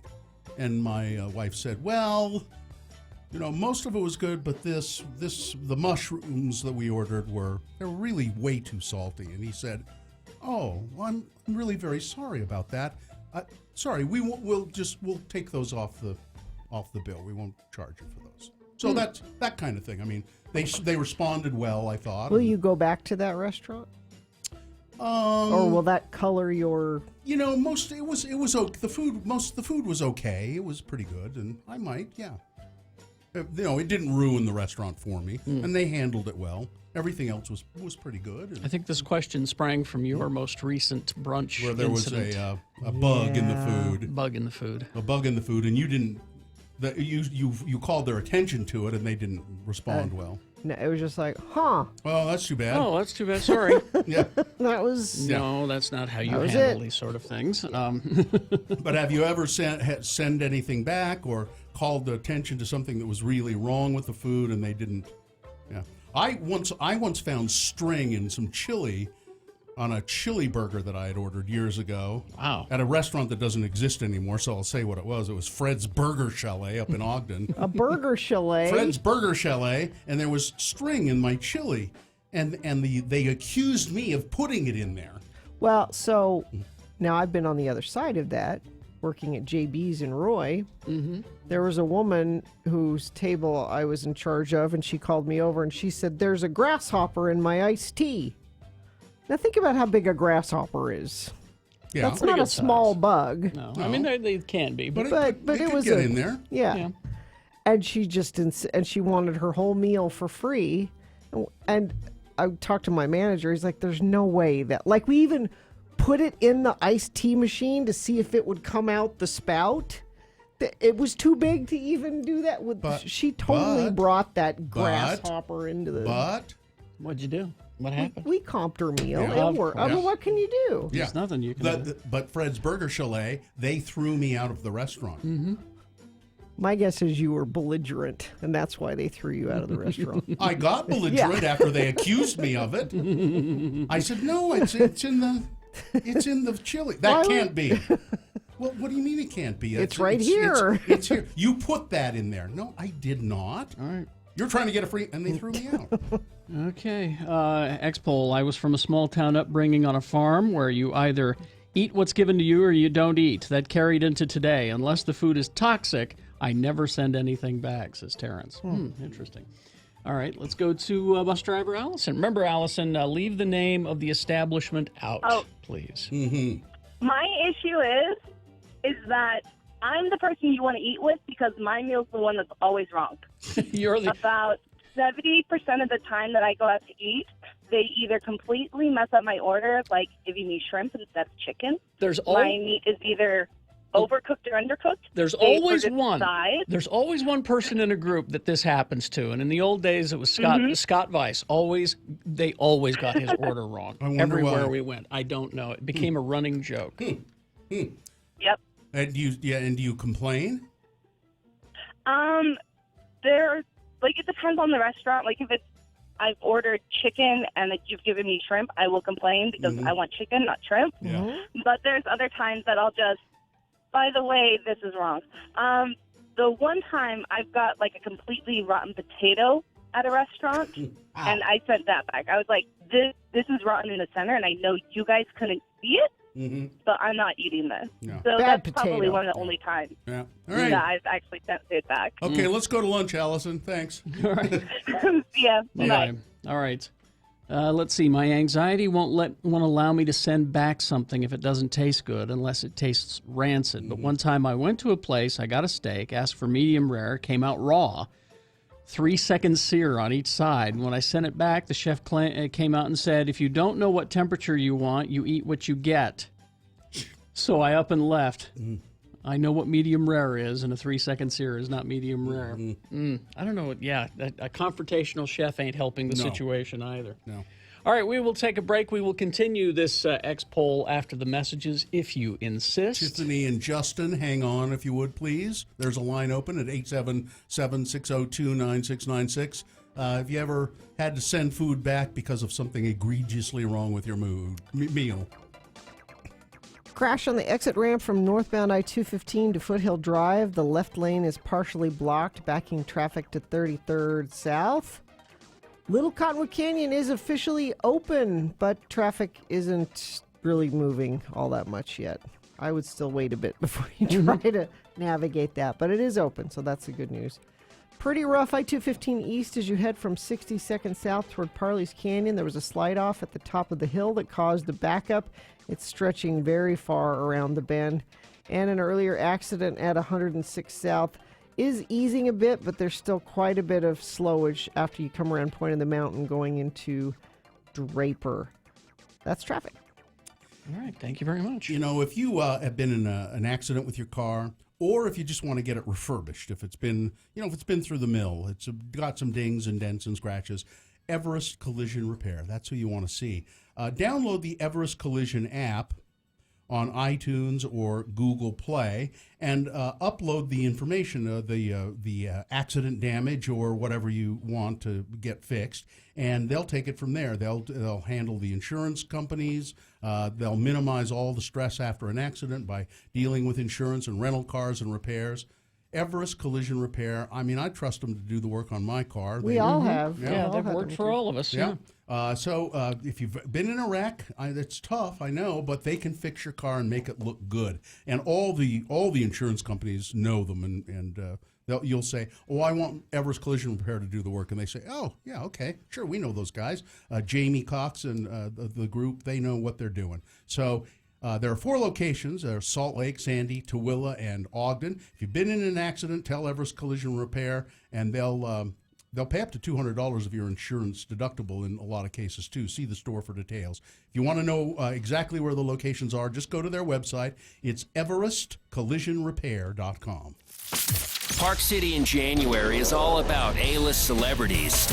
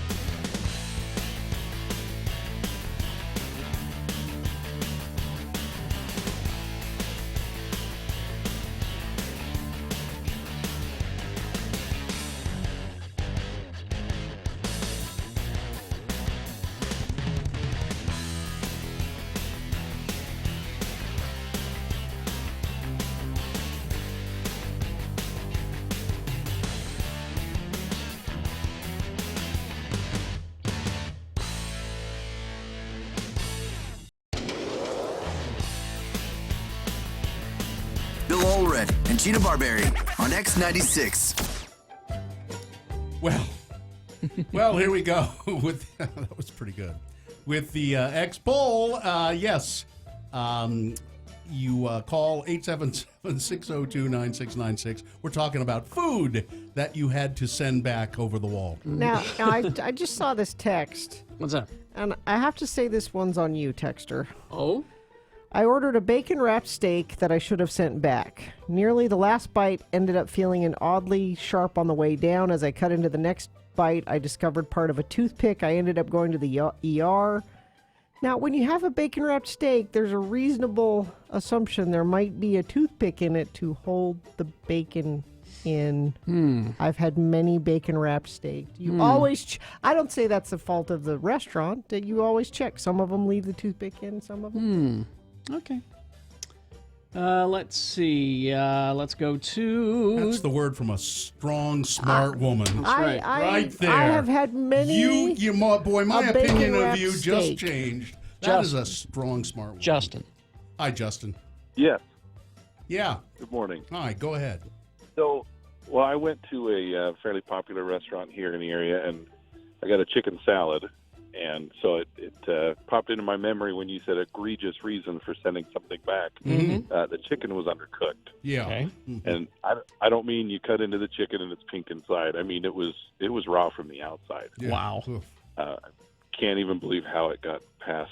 Yeah. But talked to my server. He came back and replaced the salad. And so I'm wondering, would people stop going or just accept that mistakes happen? Well, did you stop Because going? I've been back. You have been back. I've been back. Yeah. And not had a problem since, huh?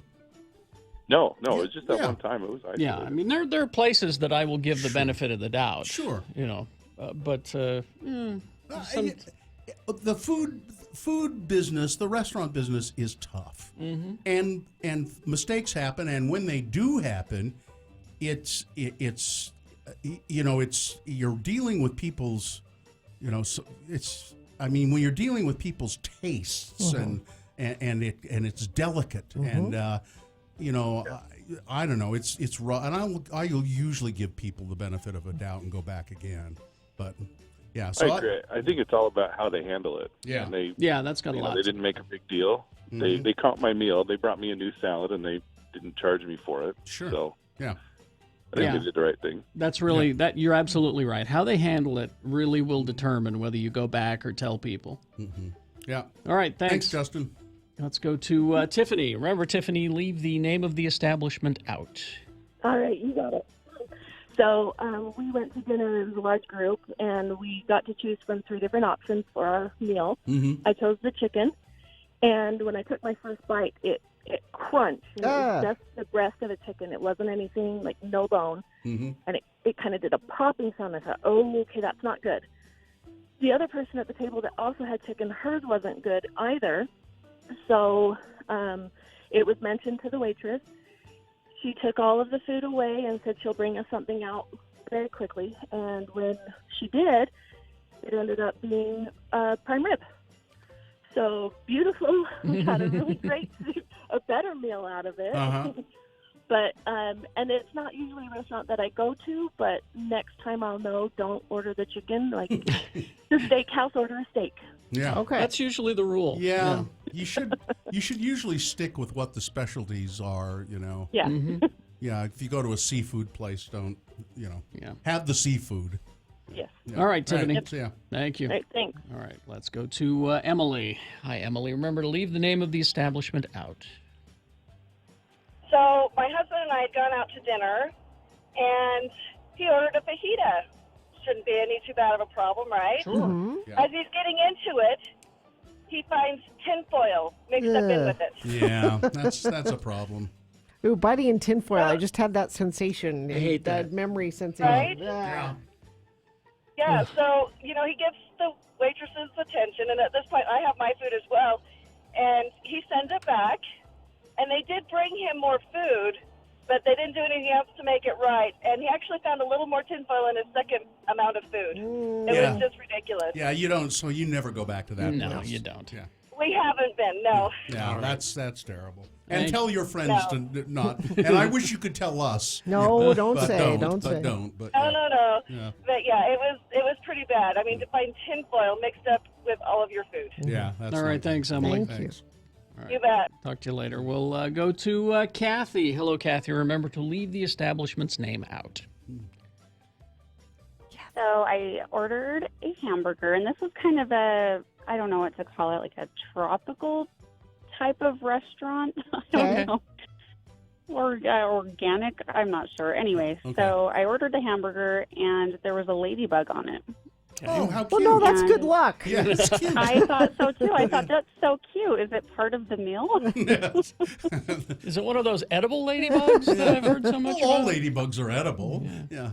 I had no idea a ladybug could even be part of a hamburger, but I figured it's a weird restaurant. I'll go with it. Yeah, sure. Did you just brush it off?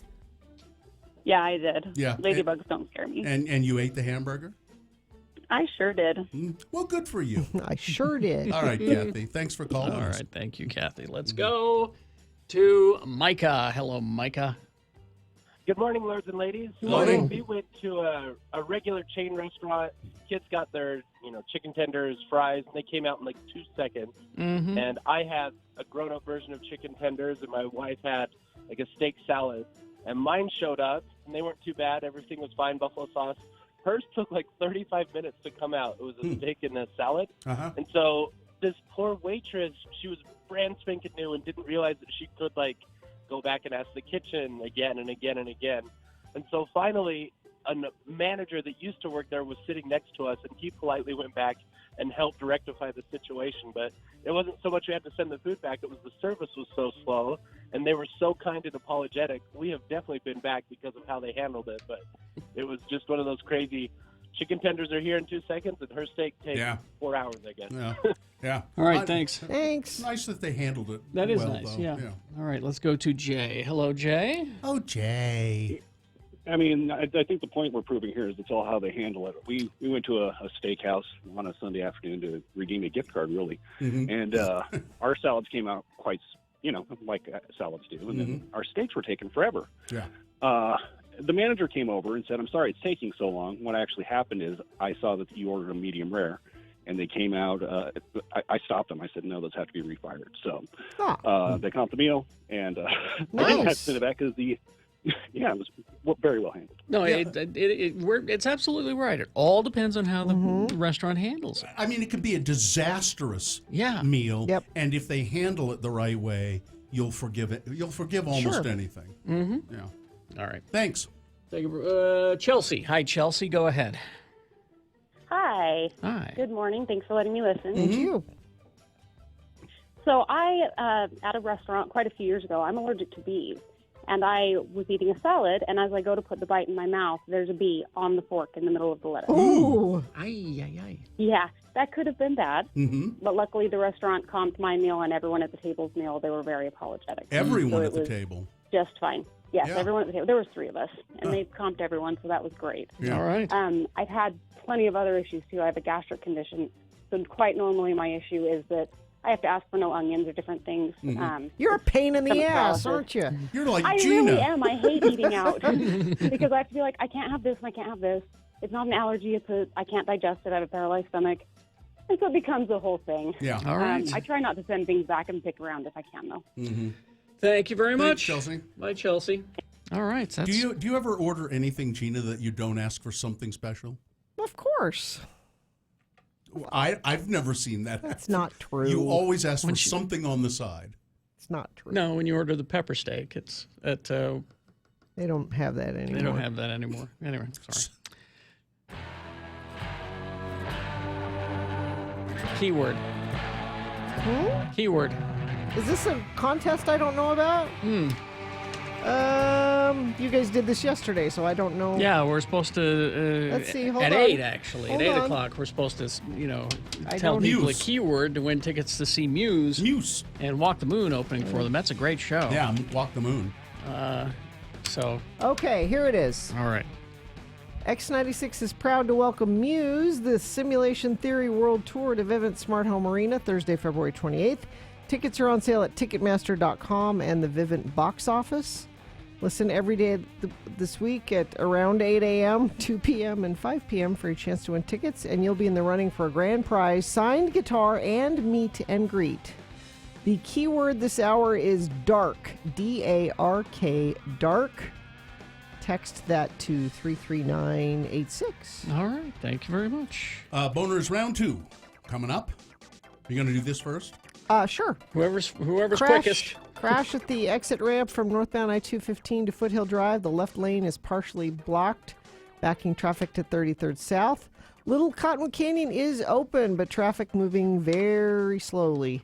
So maybe still wait a bit before you try to head up there. Pretty rough going I-215 east as you head from 62nd South toward Parley's Canyon. Stalled vehicle northbound Washington Boulevard, 40th Street in Ogden. Crash westbound I-215 at State Street. Crash southbound I-15 Center Street off-ramp in Davis County. And crash eastbound SR-201 at the ramp to go southbound I-215 west in Salt Lake City. That's traffic. Here are your boners round 2. Boner candidate number 1. He got all of our do-si-dos and Samoas, too. Boner candidate number 2. There is some solid irony here. And boner candidate number 3. I'm pretty sure we do know that it was drugs or alcohol or maybe both. All right. Thank you very much. We will be back with your round 2 boner voting and big boy news coming up after these. Haster Games at 6831 South State. Now, we've been telling you they're a great place to stay and play because, you can go down there and try a board game before you buy it. They encourage you to come down. They'll crack one open and sit down with you and show you how to play it. They've got new hours now. These are their new stay and play hours, Monday through Thursday from 11 a.m. to 10 p.m., Friday from 11 a.m. to midnight, Saturday from 11 a.m. to 11 p.m., and Sunday noon to 5. So you can stay and play at Haster Games. They've got what you need as far as board games, Magic, Dungeons & Dragons, Pokemon, that sort of thing. Coming this month, this week, the release of Ravnica Allegiance happens. Pokemon events, pre-release for the new Pokemon setup starts today at 5 p.m. So if you're a Pokemon fan, that's perfect for you. Gloomhaven, the #1 rated game of all time, is back and in stock for a limited time. The box is huge, by the way. It's highly rated, Gloomhaven. People love this game. Catch the Moon, a beautiful game, kind of like a reverse Jenga. Stop by and see all the newness that Haster Games has set up. They will also buy your pre-owned board games. And don't forget to tell them that Radio from Hell sent you. 6831 South State. Remember, Haster has it. Park City in January is all about A-list celebrities.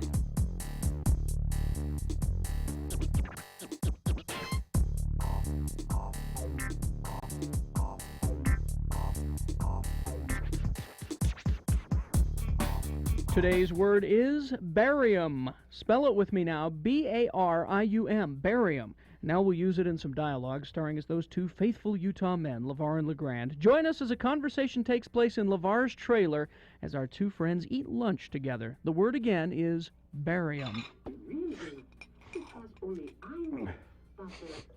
Hey, what's that funny smell in the trailer here, LeVar? I just about can't stand it. What? I mean, your trailer usually smells pretty bad, but this is about the worst. Pass me the tartar sauce and lemon wedges, please. Here you go. Well, LeGrand, the smell you smell could be emanating from any one of a number of sources. Could be coming from that garbage pail I keep over there by the fridge. Ew. Or from that pile of garbage I keep under the trailer. Or, it could be wafting in from that landfill right next door. Then what you could be smelling is my feet, because I ain't changed these socks for about a fortnight. That's 2 weeks, I've been reading the Reader's Digest condensed Shakespeare. No, it don't smell like none of those things. It smells kind of like a old lily pond or like a fish market or something. It's a wet kind of dead smell. Wet and dead? Oh, it must be my goldfish. They both passed away a few days ago. See? They're just floating in the jar over there. Oh, no. When did the poor little things die? Well, it's been a while. When I saw them floating in the jar there, I thought they was sleeping. I kept giving them food, and they wasn't eating it, so I figured out that they was dead. Poor little Jaws and poor little Flipper. Ain't never gonna swim again. Oh, no. Ain't never gonna respond to my call. Ain't never gonna snuggle up to my finger when I reach in to pet him. Ain't never gonna bring me my slippers again. Guess I'll just flush him down the crapper. No! No, you can't do that! Well, them fish brought you your slippers? Well, they hadn't mastered it yet, but I was training them. And why can't I drop them in the bowl and pull the lever? Because it would destroy their immortal souls. Going down the sewer is like being cast into outer darkness. They need to receive a proper funeral so they can be reunited forever in heaven. They was married, wasn't they? Well, I guess. So now what you're saying is I need to dig a hole and bury them? Yep. Have a ceremony and bury them. Well, I tell you, LeGrand, I love these little fishy friends of mine. But I think you're out of your nut. Besides, it's too much trouble to dig a hole and bury him. This watery grave is like being buried at sea. Goodbye, little fishies. You're a cold man, LeVar. Hey, you gonna eat the rest of your fish sticks?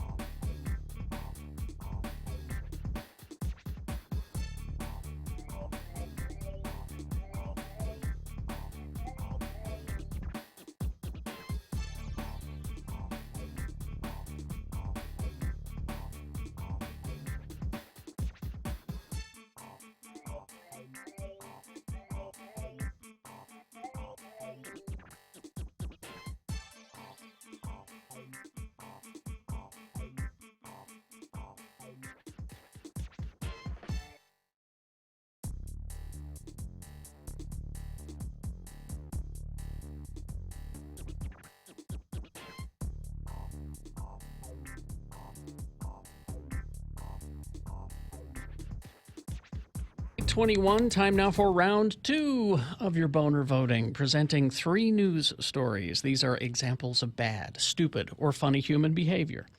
And you will decide of these 3 candidates which one is the worst, which one deserves to win round 2, and possibly become boner of the day. If it wins here, it's not boner of the day yet. It has to defeat the winner of round 1's voting. We did that an hour ago. You missed that.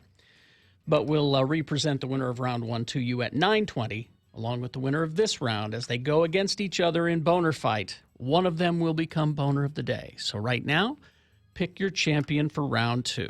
2 candidates now, a third after the news. Once you've heard all 3, you'll vote.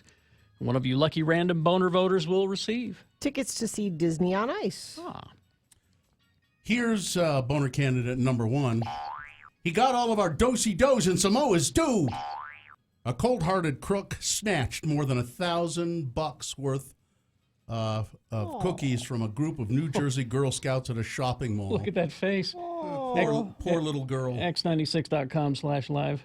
Leaving the heartbroken youngsters unable to afford a long-awaited trip for the Girl Scout troop. We were shocked and devastated, said troop leader Jessica Medina. The girls had worked so hard. Everybody was crying. The troop, which includes girls ages 5 to 12, had set up their cookie table on the upper level of the Woodbridge Center Mall near a Chick-fil-A, hoping to raise money for a trip to Savannah. where the founder of the Girl Scouts once lived. The thief struck at about 4 p.m. as Medina, whose daughters Olivia and Ariana are in the troop, was about to take the proceeds from their sales of Thin Mints and Samoas and everything to the bank. The thief, who was an older woman using a red walker and seemed to be handicapped herself, was first asked to buy a box of caramel delights and some peanut butter patties. Then, as Medina set the cash envelope containing $500 and some checks down on the table to help 11-year-old Olivia Limmer with the transaction, a man snatched everything. Oh, and the woman with the walker was in on it? Yeah, I think Oh. so. I was behind the table, and he reached over to grab the envelope. He slipped it in his jacket. He did it fast, with the blink of an eye. Olivia added, "I didn't see him take the money, but I saw he nudged the woman to say, 'Let's go.' Within 2 minutes, Medina realized the troop's money had been stolen. It was on my way out, and I said, 'Did I drop it? Where did it go?' And then she realized that the man had stolen the money. And he got all of our do-si-dos and Samoas, too." Boner candidate number 1. Here's boner candidate number 2. You know, there's just really some solid irony here. First of all, because the congressman's last name is King. Congressman Steve King. Ooh.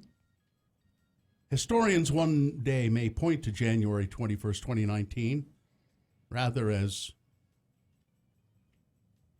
than as Martin Luther King Day, as the day irony died.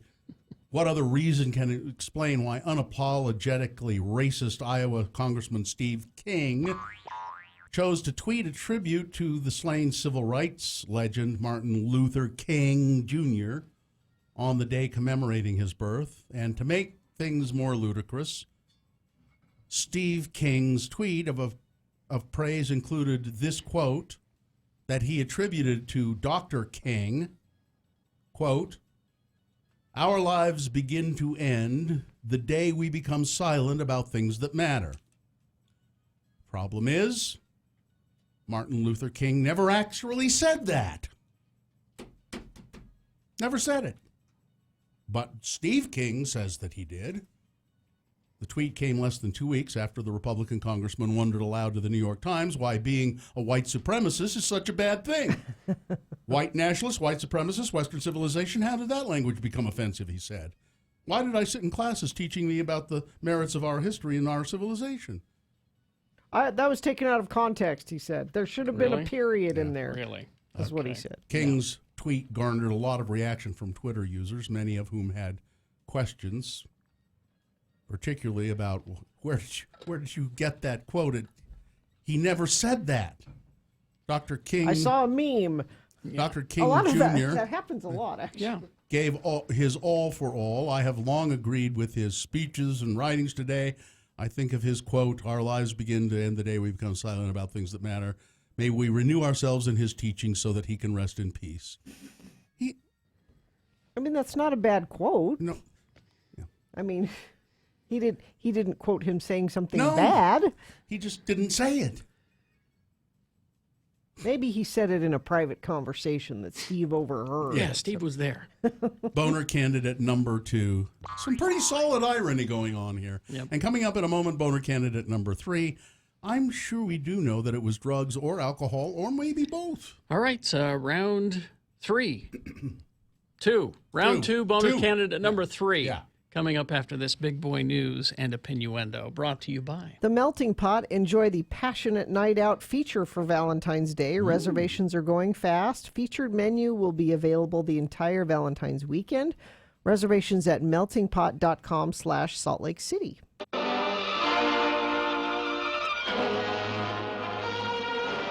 Well, this there's not much being reported on this at all yet, but apparently the Supreme Court has narrowly allowed the Trump administration to enforce a ban on transgender people serving in the military. So this is winding through the courts. The 5-4 ruling temporarily reinstates the ban, but several lawsuits in lower courts remain pending. Yeah. So this is one of the first thing that Trump did practically when he became president. It has not gone into effect until now, And this is all Trump. The military did not ask for this. No, they didn't. This is just him. They didn't particularly want to do it. Yeah. And they haven't done it. Latest reasons for attempting to ban transgender people from the military. Again, Trump administration points to potential disruptions. Potential. To something called unit cohesion, basically how well members of a troop work together. Secretary of Defense James Mattis wrote, allowing trans people to serve in the military could undermine readiness, disrupt unit cohesion, and impose an unreasonable burden on the military that is not conducive to military effectiveness and lethality. They've always been there. Using the memo, Trump announced that trans people would be disqualified from military service except under certain limited circumstances. The entire process was clearly just a way to reverse engineer a rationale for implementing his impulsive July 2017 tweets on the subject. Yet while the ban is still tied up in courts or has been, trans people continue to serve openly in the military, which means that we can see how those claims hold up in the real world. You want to take a look at the three most important ones. Is that unit cohesion narrative legit? Over the past several weeks, chiefs of staff of the Army, Navy, Air Force, Marines, Coast Guard all weighed in, offering surprising and pretty much unanimous answer. All of them said, when asked, are you aware of any problems with unit cohesion? Have you heard anything about how transgender service members are harming unit cohesion? No. Yeah. No, not at all. This is not a problem. This is the Army, Air Force, Marines, all of them saying, nope, we're good. We're not having a problem. No, we have received precisely 0 reports of cohesion, discipline, and morale, all of those sorts of things. Everything seems So is what's fine. the other explanation? How about popular argument put forward by Trump about transgender troops' tremendous medical costs? No. After consultation with my generals and military experts, please be advised that the United States government will not accept or allow transgender individuals to serve in any capacity in the U.S. military because of the overwhelming cost. That's not true. Hasn't happened. Yeah. So what's the so what is it then? It's hate is what it is. Our transgender people aren't fit to serve medically. Is that true? No. Now this is again. We've had a long time to study and look at this. Yeah. No, that's not true. So the only answer is we're afraid of the people we don't like understand. them. We don't like them. We think it's icky. So That's it. That's their defense. Yeah. We think it's icky. And Brett Kavanaugh's there. Yep. Another former White House staffer has moved into the Big Brother house. Oh boy. Ex-communications Because director it's a reality show. It's just continued. Anthony Scaramucci appeared in the season premiere of Big Brother House on Monday, nearly a year after Donald Trump aide Omarosa competed on the show. I got fired from the White House for using a few curse words, Scaramucci said. And now he's in the big, and celebrity Big Brother House. And so so who are these celebrities? Jonathan Bennett is who's on Mean Girls or in Mean Girls. Tamar Braxton? No. How do they get away with calling this celebrity? Ryan Lochte? Well, he's a swimmer. Yeah. I don't. Okay, let's move on. Hundreds of people gathered to remember the life of homicide victim David Stocco. He was the landlord who was. Oh, yeah. Police believe Stocco was killed last Thursday when he tried to collect rent from some of his tenants. Manuel Vasquez, Jessica Miller were arrested for his killing. Police say Vasquez has admitted to shooting Stocco after an argument. Stocco left behind a wife and 4 kids. He touched hundreds of lives through what his friends described as a larger-than-life personality. He made you feel your best self just by being around him, said a close friend and co-worker, Logan Riddle. There is a GoFundMe account to support the Stocco family. I guess it's the name is spelled Stokoe.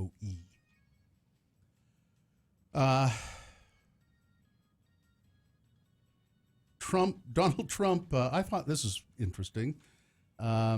President Trump's social media accounts are filled with all kinds of racism, xenophobia, inaccurate statistics. And now here's another interesting thing: fake photos.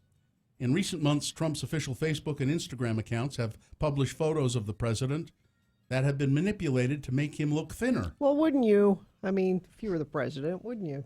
I probably should do it. A little trimming here or there. If only it happened once, you might be able to chalk it up as an accident. But Gizmodo has discovered at least 3 different retouched photos on President Trump's social media pages that have been published since October of 2018. The altered image of Trump making him it looks normal at first, but if you compare it to the original, which is available on the White House has a Flickr page. I didn't know that. You can see the original photo, and then you can see the trimmed up one. Yeah. And he looks quite a bit thinner, and I don't blame him because he looks. Wouldn't you? Yeah, he looks quite a bit better, thinner. Well, he is the Burger King. I'm sorry, Burger King. Sorry, Burger King. Hamburgers. And when you think of emotional support animals, you probably think of dogs or cats or things like that. But a Pennsylvania man has made global headlines because of his emotional support alligator, Wally. Well, he's only maybe about 20 inches when we got him. He is 14 months old, said Joey Henney. Wally's now 5 feet long and weighs about 60 pounds. Mr. Henney, who used to host a fishing and hunting television show, rescued the 3-year-old alligator in 2015. He thought he'd keep him as a pet, but after suffering from depression after the deaths of several friends... Did the alligator eat them? Mr. Henney found that being with Wally made him feel better. Oh. The longer I've had Wally, well, he just grew close to me. He took care of the problem of depression, so we got him registered as an emotional support alligator. Does he have a vest? We got a letter from the doctor stating that it worked. After a month-long training period, Wally's now housebroken. He lives with another alligator, Scrappy, in a 300-gallon pond in Mr. Henney's living room. He began taking Wally to schools, senior centers, and other educational events in his community. That's when Mr. Henney said he noticed that his alligator was also helping others, especially children with special needs. While the gator has never tried to bite or attack anybody, yet Mr. Henney says people have to be careful around him because he is a wild animal. Mr. Henney also warns people that they should not try to keep alligators as pets in their homes like he has. He does pretty well with me, but I guess now where I got a lot of support from him is seeing what he does for other people. It's a brain the size of a walnut. But there's Mr. Henney at x96.com/live with Wally on his back, and Mr. Henney's rubbing his tummy, and Wally looks pretty happy. He looks pretty happy. He does. He's smiling. Of course, they always look like they're smiling, don't they? Yeah, kind of. Yeah, he's a happy gator. All right, that's it. Sports and weather and traffic. Sports and weather and traffic. Oh, let's see. So I got a list of every artist to ever take the stage for the Super Bowl halftime show. Yeah. And just the first few years are what you would think, marching bands. Yeah, those are the good years. That kind of thing. But the first time it was like a superstar halftime performer. Mm-hmm. Carol Channing. Mm-hmm. Great. Can you picture Carol Channing? Yeah, okay. The Super Bowl halftime show? Sure. Yeah. I'd rather see that than Maroon 5. And just for the sports, so we were trying to watch the Chiefs-Patriots game. Yes. Because my daughter is a huge football fan. Oh, okay. And she was watching the game. We were watching it on the phone. We were watching it at the restaurant where we were having dinner. She was keeping up on the score and everything. And when we were in town, walking around downtown L.A., she wanted to be back watching all the football that day rather than walking around. And some guy started running down the street yelling, "Rams win! Rams win!" And I said, "Honey, he's on his way to set a car on fire." Because that's how you celebrate. How you celebrate. Well, maybe not in L.A. Rams win! That's sports. All right. Weather, it's pretty chilly this morning. We've got, 20 right now. Only going to get up to about 30 for a high today. And traffic, so Little Cottonwood Canyon is open. You do have to have chains or four-wheel drive, and it is slick and going very slow this morning. So for everyone with the powder flu today, just give yourself some extra time to get up there, but it is open. Crash northbound I-215 at 33rd South, left shoulder being affected there. Crash southbound Mountain View Corridor, 114th South. Crash westbound I-215 at State Street in Salt Lake. Crash southbound I-15 Center Street off-ramp in Davis County. Looks like that's it. That's traffic. Thank you. Here's boner candidate number 3. I'm pretty sure we do know that it was drugs or alcohol or maybe both. An East Palo Alto woman faces felony and burglary and robbery charges after walking into an apparent stranger's house in Woodside Sunday afternoon and live streaming a rant on social media before stripping to her underwear and then walking into the backyard, San Mateo County Sheriff's investigator said. Sheriff's detective said that Akila Hassan walked into the house, found a resident upstairs. She is believed to have then grabbed the resident's cell phone and started live streaming her burglary over social media.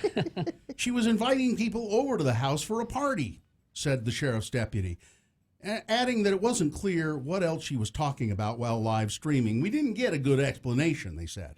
During the live feed, Ms. Hassan stripped to her underwear and then carried the cell phone into the backyard and continued her live stream. Well, you get more clicks if you're in your underwear. The resident then locked the door behind Hassan and called the sheriff's office. Ms. Hassan was arrested and booked into the San Mateo County Jail on suspicion of burglary and robbery, both felonies. The sheriff's deputy said it's not yet known whether Ms. Hassan had been using alcohol or drugs before or during the incident. I think it can be Bertie, boner candidate number 3, I'm pretty sure we do know that it was drugs or alcohol or maybe both.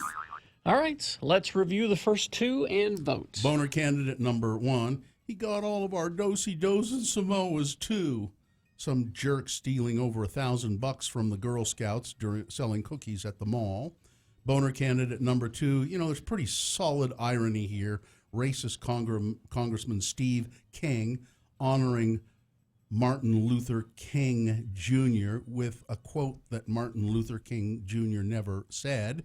And boner candidate number 3, I'm pretty sure we do know that it was drugs or alcohol or maybe both. All right, this is round 2 of your boner voting.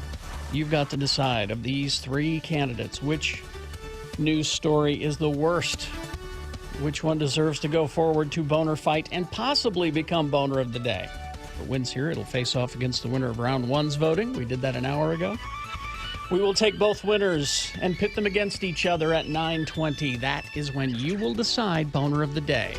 Before you get to that important task, you need to decide who the winner of this round is so we can have a champion here. So 1, 2, or 3. Which one is the worst of this round? Put that number in the message of a text, the one you think should win. That's all we need in the message is that single digit, 1, 2, or 3. And then text that to 33986. You can call 877-602-9696, use your voice to vote, or go to x96.com and look for the box that says January 22, 2019, vote online. You've got 300 seconds. This is round 2. Let's go.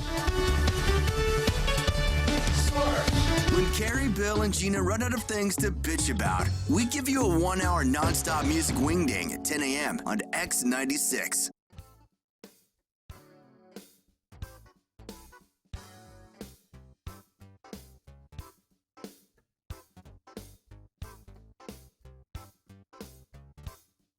"19 science-backed ways that men can appear more attractive to women." There you go, Richie. I'm in. And then there's a picture of Ryan Gosling.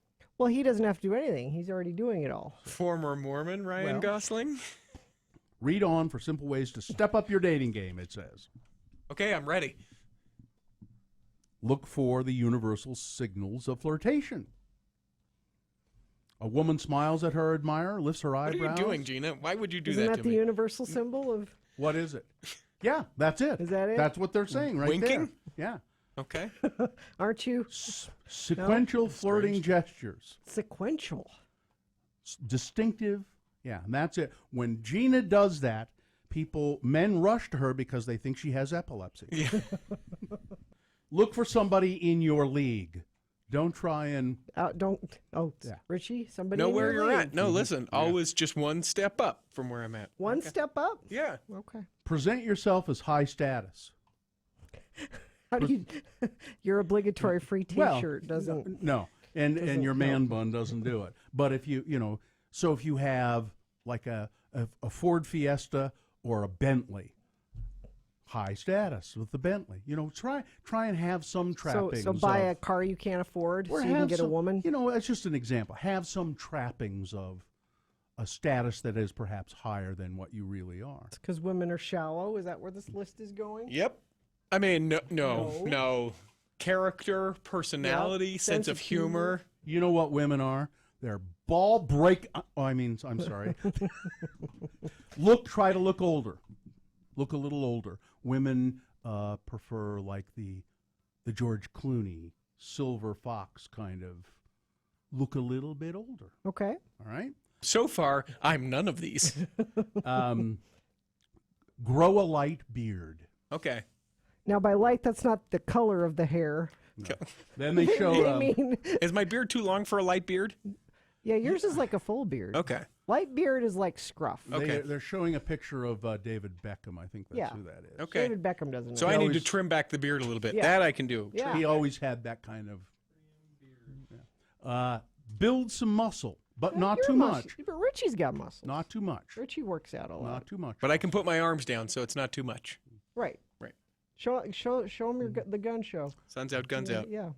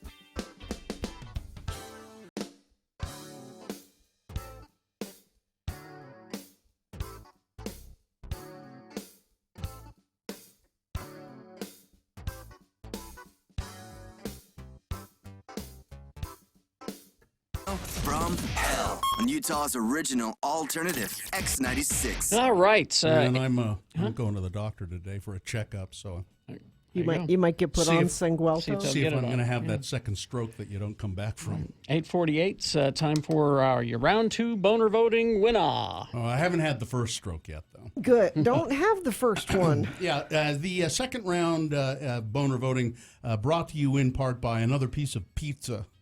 And Disney on Ice presents Dare to Dream, coming to the Vivint Smart Home Arena March 7th through the 10th. Tickets are available at all Ticketmaster locations and Ticketmaster.com.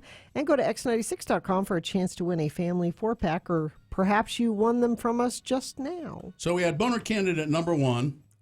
He got all of our do-si-dos and our Samoas, too.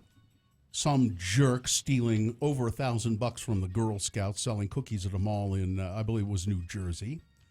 Boner candidate number 2, there is solid irony here. Racist Congressman Steve King honoring Dr. Martin Luther King with what he said was a quote from Dr. King. Not a quote, nothing Dr. King ever said. And boner candidate number 3, I'm pretty sure we do know that it was drugs or alcohol or maybe both. A woman entering a stranger's home, ranting, live streaming, and stripping off all of her clothing. She had to be high. Let's see, Joel McGee. Hey, McGee won Disney on Ice tickets, and the winner of the boner voting, boner candidate number 1, person who stole from the Girl Scouts. Pretty bad. All right, there you go. That's the winner of round 2's boner voting. It is now qualified to be boner of the week. You will decide who boner of the week is between the champion of round 1 and round 2 at 9:20. That's when boner of the day happens. So Gina was allowed to go hang out with smart, strong women over the weekend. I don't know why you think it's funny that I recognize that the women in my family are smart and strong and interesting, and I enjoyed spending time with them this weekend. I just think it's interesting that they allow you to hang out with them. Yeah, we're related. So yeah. So one of these smart, strong, interesting things we did on this trip that was for Jonesy for her 13th birthday, we went to the Japanese American National Museum in Los Angeles. Why did you decide to go there? It's interesting. Aunt Nan planned out. We went to museums, we went to plays, we went to ballet, She just knew that was a particularly nice museum.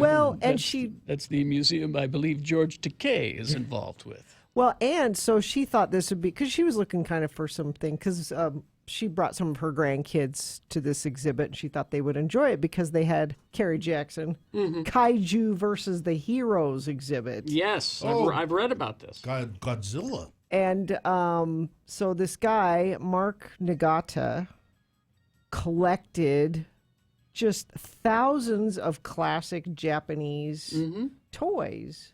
This is his personal collection. His personal collection, which now he's an artist that I'm sure you've heard of before, Carrie. But this is his toy collection. So now, is he an artist of comic books or Godzillas or he just? Yeah, he just does a lot of comic book stuff and movie stuff, and so that was really cool. And if you go to my Instagram page, I took some other pictures of that stuff. But that's originally why we went. But when you go to the museum, they say, we'd like, of course everybody's there to see that. And they're like, would you mind starting up with our exhibit upstairs? With the Japanese American Museum upstairs. Right. If you could start up there and then make it your way down there. So we go up to, there's a huge exhibit about the Japanese internment camps. Some of which were here in Utah. Yeah, we had Topaz here. And they had... there was another one, too, wasn't there? Oh, I'm not sure. But they had a one of the barracks that they stayed in reconstructed in there, and you could walk through it. Have you been there, Karen? No, I've read about it. There was a couple of... when the kaiju part of it opened up, the guy behind the kaiju part of the display said, please... start up top and then work your way down, because he began to notice that people were ignoring the stuff you really should know, which is upstairs. So we're walking through this and this whole exhibit, and my daughter looks at me and she said, "Why did I not know this happened?" They didn't teach it in school? Or maybe, maybe they haven't got to that. She's still in school, so maybe that's something that's... She was shocked that this happened in our country. She didn't even care about going downstairs to the kaiju stuff. She wanted to spend the whole time looking at that interminable. She could not believe that happened in... Oh yeah, a lot of people aren't aware of this. No, and I remember telling a kid about this once, and he thought I was full of it. He thought I was lying. Exactly. Well, and they talk about how one of the reasons people don't know about it is the Japanese people that were interred, and people maybe you don't, maybe I'm talking about it and you don't know. During World War II, our president said, we don't trust these Japanese people that are here. They're sneaky. Citizens of this country. Yeah. Some of whose children were fighting as American soldiers. Yep. We don't trust them. So they set up these camps for thousands and thousands of people to live in these horrible conditions. Now, the docent that was taking us through the exhibit, he actually, I was kind of surprised he did this, but he said, somebody in the party said, oh, is this like the concentration camps in Germany? And he said, we don't like to say that because they were just detaining the people. They weren't killing, I mean, granted, it was horrible, but we don't like to equate what was happening in Germany. They confiscated their property in San Francisco, where most of them lived, but wherever. They took all their property, they took everything from them, and they relocated them to these camps in the middle of the desert. And why? Because they were Japanese.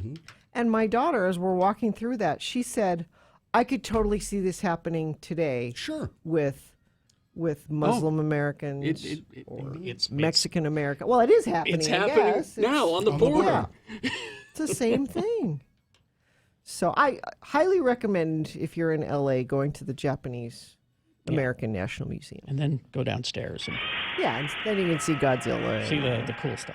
They have, just quickly, Carrie, they have this interactive thing where you can be Godzilla. And you can, there's like a computer screen and it's a motion capture, and you can walk through the city and destroy things. Like the guy in the Godzilla costume.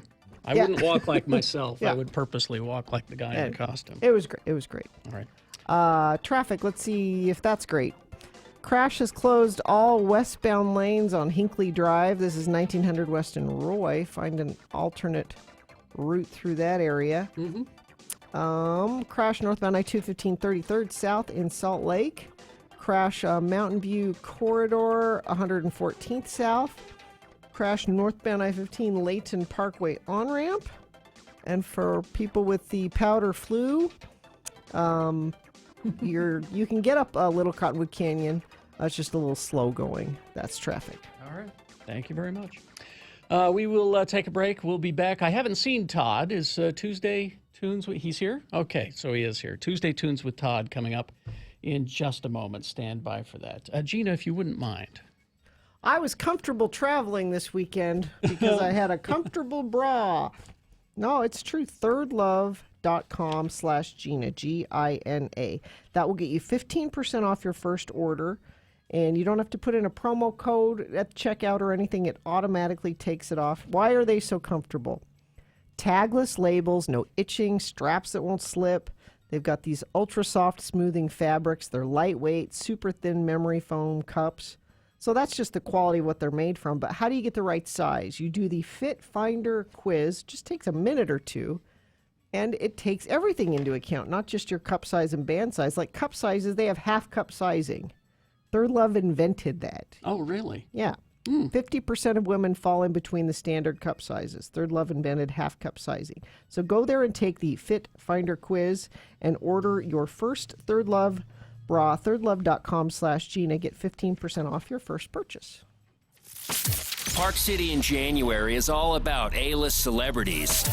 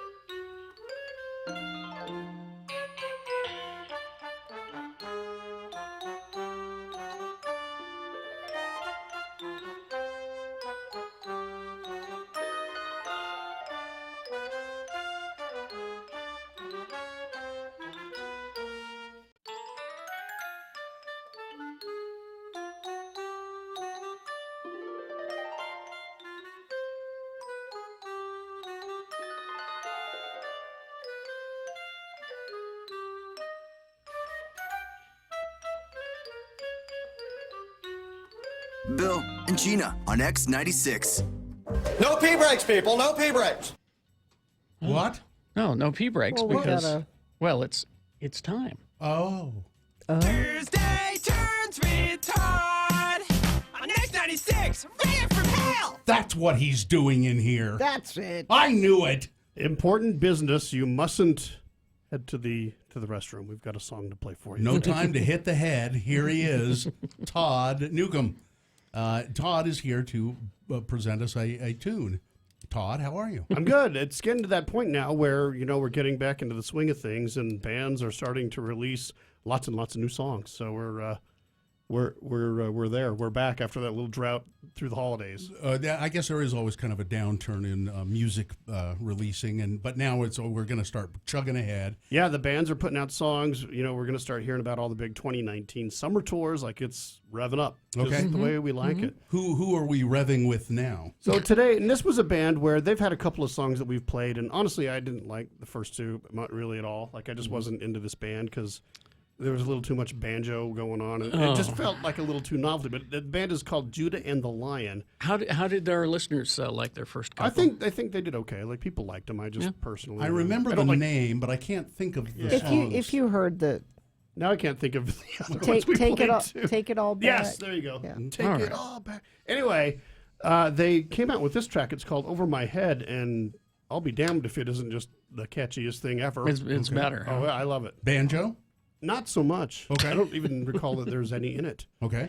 All right. Okay, well, let's give it a try then. Tuesday Tunes with Todd. This is Judah and the Lion. The song is Over My Head, X96.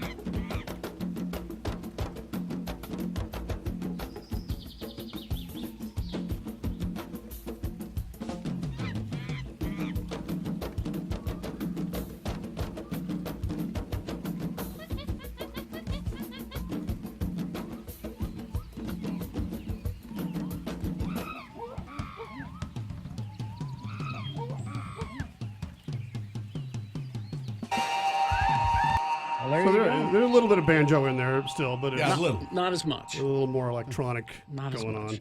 That's pretty catchy. Yeah, it's a good time. It's yes. In case you didn't catch Catchy. it, if you didn't catch the title, which they repeated 1,000 times, it's called "Over My Head." I think that's the only lyric, isn't it? Pretty much.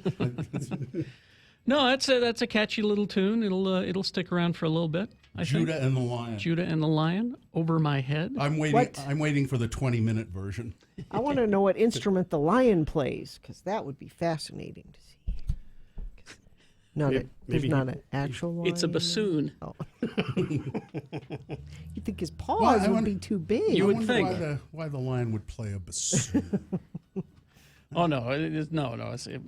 I'm trying to think of Peter and the Wolf. There was no lion in Peter and the Wolf because no. in Peter the Wolf, each character had Yeah. a represented Yeah, instruments. Grandpapa was the old bassoon. Yeah. I'm sorry. Right now, our car consultant is having a heart attack. He's having a I'm heart sorry. attack. I know. Peter and the Wolf. What's wrong with you people? Dun, dun, dun, dun, dun, dun, dun, dun, dun. Sasha the bird was the flute. The oboe. The oboe? No, the Oh. duck. Sasha the duck. Sasha was the duck was the oboe. It was the little bird was The the, piccolo. flute. Where else are you getting a deep dive? I know, on? right? Next week, I'll have the new song from Sasha and the Duck. Listen, this is along the lines of not what they don't teach in school. They Yeah. don't teach that No, in school they anymore. should. Sasha and It sounds like a band name now, Yeah. doesn't it? Sasha the and duck. the duck. Judah and the Lion, Cage the Elephant, Sure. Sasha and the Duck. Why not? Todd, aren't you sorry you came in here today? I am, but we'll be back next week. All right. Yeah, go program something. Go I'm gonna go listen to Rewind for a couple of Yeah, minutes. go do that. Thursday turns with Todd on X96, Radio from Hell. There you go. Yes, Lionel points out that lions play recorders. Duh. Yeah, that's true. And then someone sent a picture of a lion playing drums. There you go. The gorillas play drums. Do they? Yeah, in the air tonight. That commercial. Oh. The Cadbury commercial. I thought they played keyboards. In the Showbiz Pizza, the gorilla was the Oh, keyboard right. player. Oh, yeah. Yes. Mm-hmm. We need to get to the bottom of this. All right. Let's see. What do we have? Okay, we got Boner Fight coming up. Stand by for that, along with a reasonable amount of news. Can't wait for my doctor's appointment today. That'll be fun. So I need to call Zero Res. You know why? So I took Riley, the Wonder Dog, to get groomed, Uh-oh. and they clipped her nail Got too blood short. everywhere. There are bloody footprints all throughout my house. You can get that done with Zero Res. I'm gonna call them. Zero Res carpet cleaning, the best way to clean blood out of your carpets for the new They year. they always enjoy that call. How do I clean up the blood? There's so much blood. That's right. There no residue cleaning process, no soaps, no shampoos. Scientifically proven to clean just as good, even better than any of those other places that use the old methods. So if you want them to get to your house right away, call them. And tell them that we sent you. Tell them that X96 Radio from Hell sent you. Right now, they're celebrating their anniversary, Zero Res is, by doing throwback prices to the original prices. It's the retro special, 3 rooms cleaned for just $89.95. Minimums and restrictions apply. Call them for details. Zero Res number is 801-2880. That's ZERO, 288-9376. Or you can go to their website, zerores.com. X96 is a proud partner of Sundance Institute.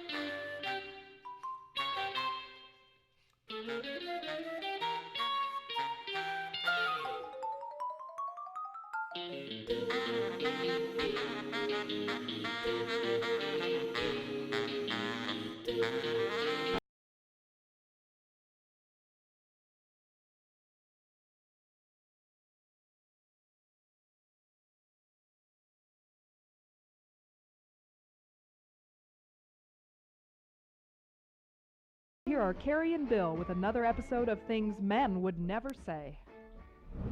I made it through the rain.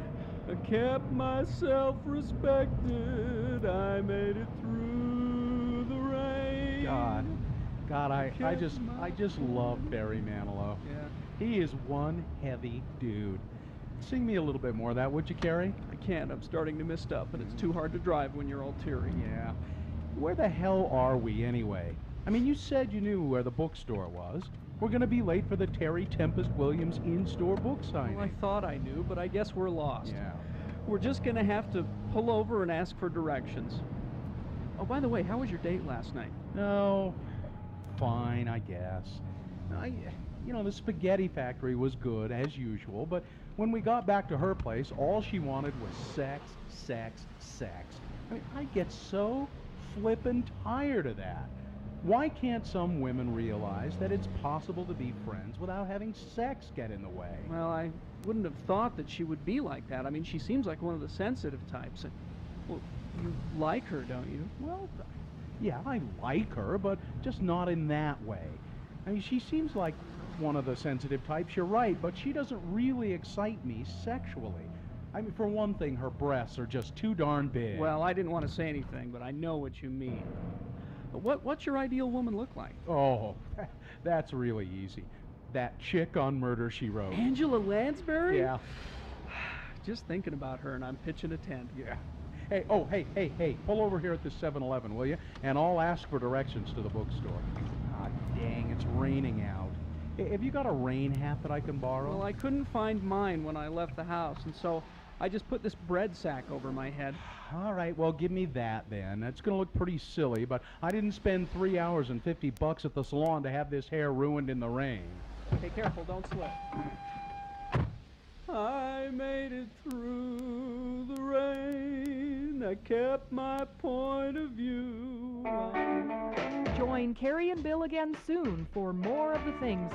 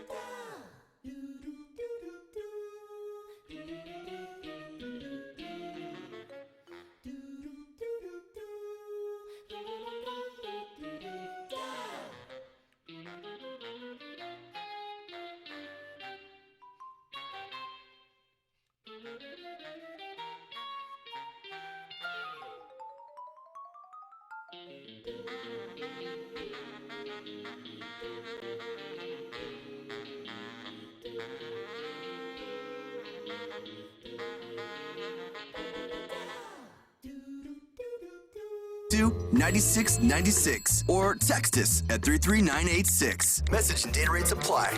All right, 9:19 right now. So we got Boner Fight coming up in about 6 or 7 minutes. So before that, A reasonable amount of news brought to you by Lisa 2018 Honda Civic LX CVT from Stockton 12 Honda for just $5 a day. Honda Civics just $5 a day, only at Stockton 12 Honda in the Southtown Auto Mall. This is pretty cool. Oscar Mayer, the Oscar Mayer wieners and all of that. Mhm. They're looking for the person to drive their Wienermobile. Richie. The job, well, I'd kind of like to That's do one it. of his dreams. The job is much more than just driving, though. Oscar Mayer said the position, which will last for 1 year, you have to act as a goodwill ambassador for the brand. The hot dogger, that's what they call the person who drives The it. hot dogger? Drives coast to coast for appearances and visits to grocery stores, military bases, and charity functions. Oscar Mayer is accepting applications for the job until January 31st. The person who gets the job will start in June. You must have a BA or BS in public relations, journalism, communications, advertising, or marketing. According to Oscar Mayer, the job offers a competitive salary, benefits, clothing, and a company car. Do you get to take the Wienermobile home? Yeah. That's the company car. Yes, you do. That's the company car. If you'd like to apply, Well, this is perfect for do it Richie. online. Yeah, you can apply online. I think that'd be a great job. If you're stuck at a light, a traffic light, and there's no one around, yes, should you be able to run the light Yes. legally? Well, that's what somebody's going to propose to the Utah State Legislature. Carrie and I do it every day. A bill being proposed in the state legislature, you could drive through the lights so long as it's safe. Representative, and I know he's going to champion this, and I know both of you guys love this legislator. So it's Ken Ivory of West Jordan is proposing House Bill 151. It would allow you to proceed through a red light if there is no other vehicle or pedestrian around. It will only apply to roads with speeds less than 55 miles an hour. Okay. That's not the only traffic bill under consideration by the Utah State Legislature. This year, Senator Dan Hemmert of Orem has filed a bill that makes traffic infraction if someone's vehicle is hanging out in the middle of an intersection when the light changes. Those traffic jams that block intersections are particularly visible in cities during morning and afternoon commutes. Happens a lot. Those are annoying. People try to get through the light and it changes on them, clogging traffic in the other direction. It will make it an infraction if you block other cars or pedestrians. Arizona politician has come up with a novel way to fund the wall. Charge people to watch porn. Republican Representative Gail Griffin How's that going to work? recently introduced a House bill that would require companies that make or sell electronics in Arizona to install porn blocking software and then charge folks $20 to view smut. The cash would go to the Arizona Commerce Authority and the so-called John McCain Human Trafficking and Child Exploitation Fund. The fund would go to build a border wall between Mexico and Arizona or fund border security, the bill says. So the adult entertainment industry advocates are blasting the proposal as pretty clearly unconstitutional. Yeah, I was gonna Similar say. bills have been proposed in other states, including Virginia and Rhode Island. But the border wall twist is new. So when you sell a computer, you have to have a block in there that would block any kind of smut. And you know what else they could do? They can keep track of the people that want the porn. They'll have a That too, list. yeah. See, here's the thing, is that she's an elected official. I'm just a high school graduate from Nebo School District, and I know that that's unconstitutional, what she's proposing. Oh, you think you're so smart, Mr. High School graduate. No, I'm saying that the law is so stupid that even dumb people like me can see that it's unconstitutional. Oh, I don't know. I don't know about that.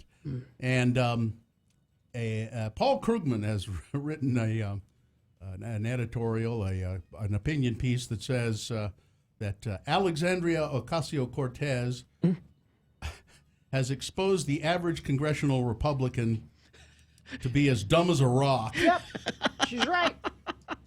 She's telegenic, and her shocking rise makes a good story, but there are lots of impressive freshmen in the class of new Congress people, and she gets all the attention. On the other hand, she's really talented at the modern media game, and she's getting a hearing for ideas that are more conventional politicians are afraid to touch, and the reactions of conservatives are pure gold. Many of the right wing's bizarre attempts to discredit her have largely backfired, whether it's trying to shame her by posting a picture of her childhood home, reporting on her high school nickname, Sandy, or even sharing a music video in which she, if you can believe it, danced.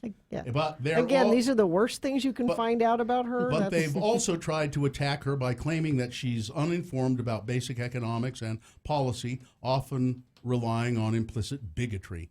Krugman notes that these attempts highlight the casual racism and sexism of so much discourse. This is particularly true, he argued, because she's surely smarter than the median member of Congress, especially in the Republican Party, who is basically as dumb as a rock. Yep. Ocasio-Cortez, in fact, studied economics in college, while many Republicans who profess to understand the subject display almost complete ignorance of the entire subject beyond a few right-wing shibboleths. Exactly. This isn't to say that Ocasio-Cortez gets everything right. No. She doesn't. But she's clearly held to a ridiculously higher standard than her critics are. That is the truth right there. Krugman's tweet storm was sparked by Ocasio-Cortez's back and forth with former Wisconsin Governor Scott Walker, who embarrassingly attacked her proposal for a 70-cent marginal tax on higher incomes, explaining her tax rates before Reagan to fifth graders.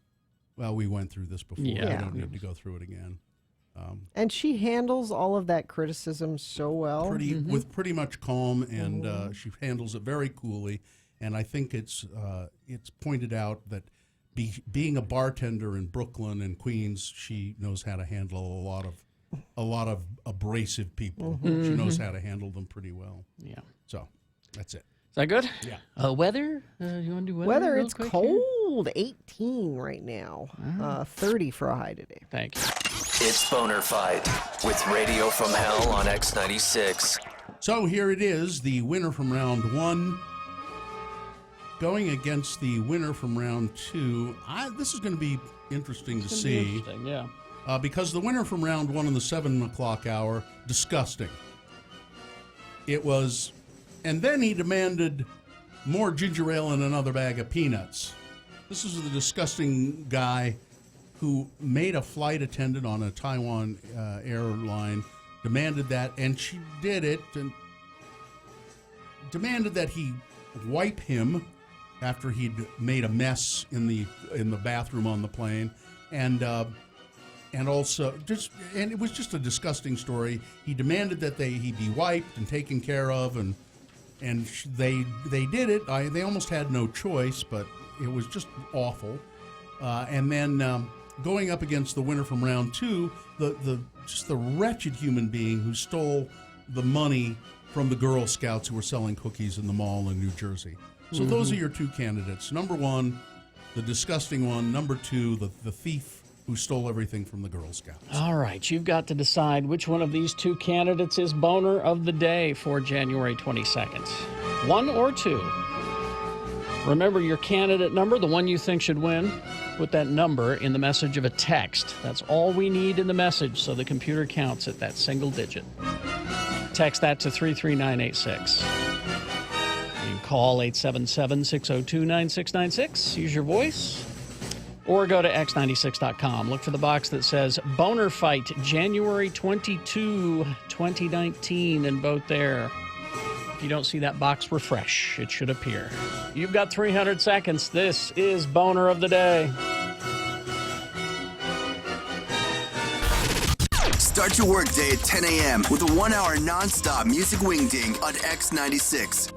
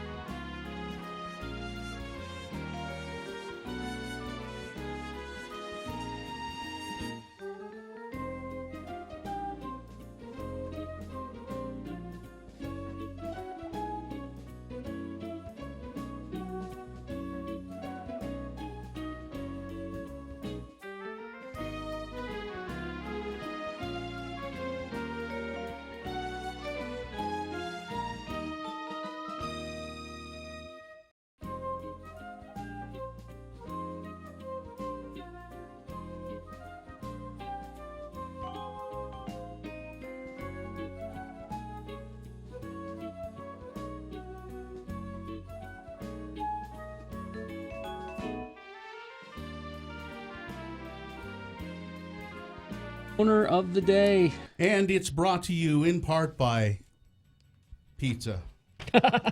Brought to you totally by pizza. Okay. Totally by pizza. Pizza.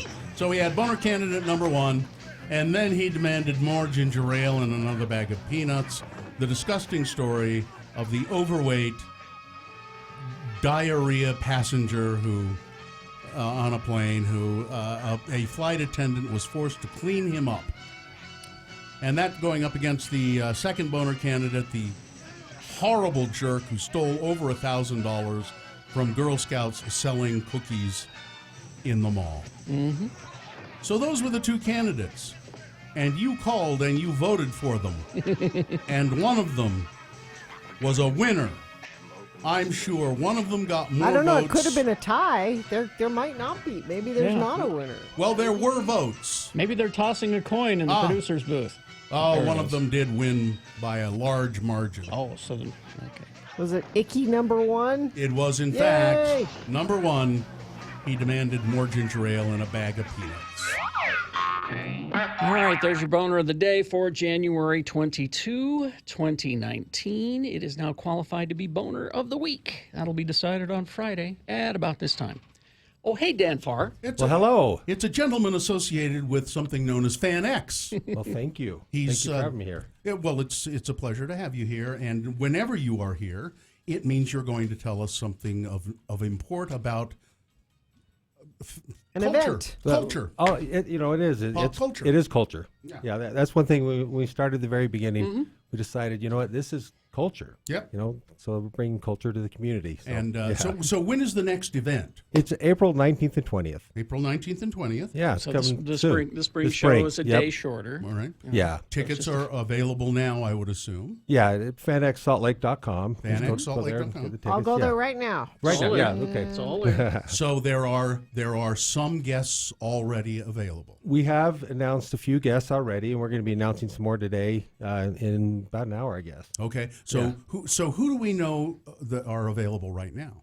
Well, so I'll tell you right now, Val Kilmer, we've had him before. Okay. But his manager wanted to bring him back. He had a good time, and, he felt like it'd be a good thing to come back. And we'll say that there'll be another announcement coming in today that will bring somebody that will be a good companion for him.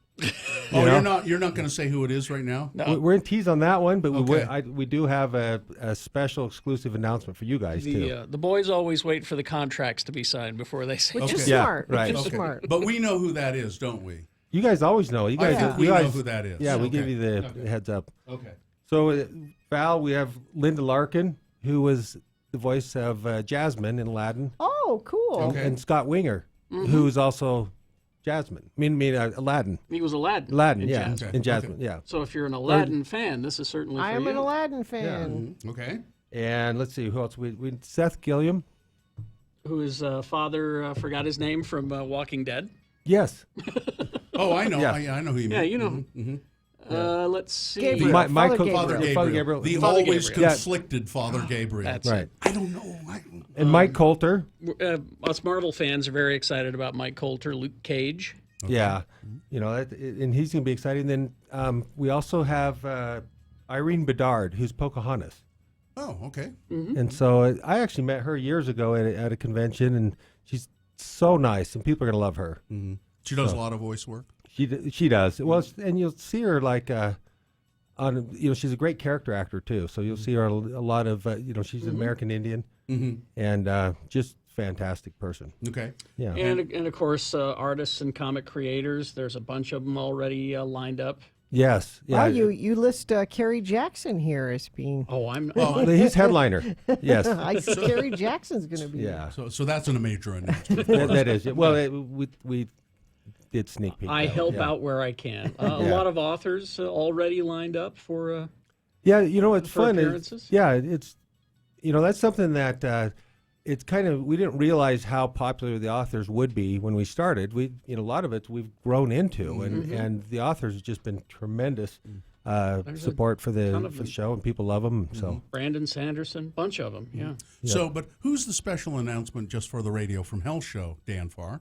Candyman, Tony Todd. What now? Tony Todd. All right. Now, my son, Little Bill, is going to be thrilled with that. He loves Tony Todd. Okay, but don't say, that word again, because that's when the- Candyman. No, It's Bill, only if you that's say when it the bad in a things row. happen. It's only if you say it in a row, and he has to be looking in a mirror. All right. 5 times. Okay. Tony Todd, who's done other things. Well, but- and he was all over Deep Space Nine, my That's favorite right. Star Trek, and he was in my favorite episode of Deep Space Nine, The Visitor. He was old Jake Sisko. Yeah, in that episode, I loved that. And I don't think he's ever. He's like. He's this horror actor, and people think, oh, well, he's a horror actor. But he's not really gotten credit for the fact that he's really a good actor. A good dramatic actor, Yeah. yes. And also has excellent taste in music. Follow him on Twitter. And he, about once a week, will tweet out in a row like 5 or 6 songs that he's been listening to that week. How do you know all this stuff? Isn't that amazing? That's what I do for a living. Yeah. And he presents it all, and always just terrific music, stuff you've never heard. A lot of jazz, soul, things like that. Tony Todd, Candyman. Candyman. Yeah, that's going to be great. He'll he be around for just like a day or 2 days. 2 Yeah, days. and he's also there. He's with a group that's promoting autism awareness. Oh, okay. And so they have a charity booth there, and it's going to be fun because it's nice to see people like that come in for a good purpose. Now the Spring Fan X is a little smaller. I like to say more. It's a little bit, but it's intimate. still It's more intimate than the one in the fall. But 2 days, and of course the dealers room. You can meet the artists and the authors and the celebrities. Get your picture taken with them. Cosplay, the whole thing. Tickets It's are all going to be there. Yep. So go to what is it again? That's fanxsaltlake.com. fanxsaltlake.com. Get tickets now. You cap them. You have to cap them, don't you? We do, yeah. Yeah, this one, there's a limited number of people we can let in, so get there early and get them soon. All right. More announcements to come. There'll be some more later today. You'll be talking Yeah, about? in about an hour. Okay. Yeah. All right. And where can you see that? On your Facebook page, right? Yep, fanxsaltlake.com. That's where it'll all be announced. All right, Dan, thanks a lot. Thank you, Dan. so much. All right. Got to take a break. We will be back. Gina, if you don't mind, would you tell us about that little Jetta? Why would I mind? I love this car. Festus, my son and I went up to Volkswagen Southtown. It's super easy to find. It's just off 106 South, I-15, just west of the freeway. Walked in, and everybody that works there is so friendly. Whoever you go in and talk to about the Volkswagens they have available, you will like. And we got a Jetta to test drive, and we've been having a lot of fun with it. Now, I think this week we're going to trade it in and maybe I want to check out the Atlas, which is that's their what is it? SUV. SUV. Which, after the snowstorm yesterday, I was like, let's maybe look at the Atlas, see what that's like. They have this buy one, get one at Volkswagen Southtown. Volkswagen Southtown is giving you 2 for 1. Like you can lease an Atlas and get a Jetta, lease a Tiguan and get a Jetta.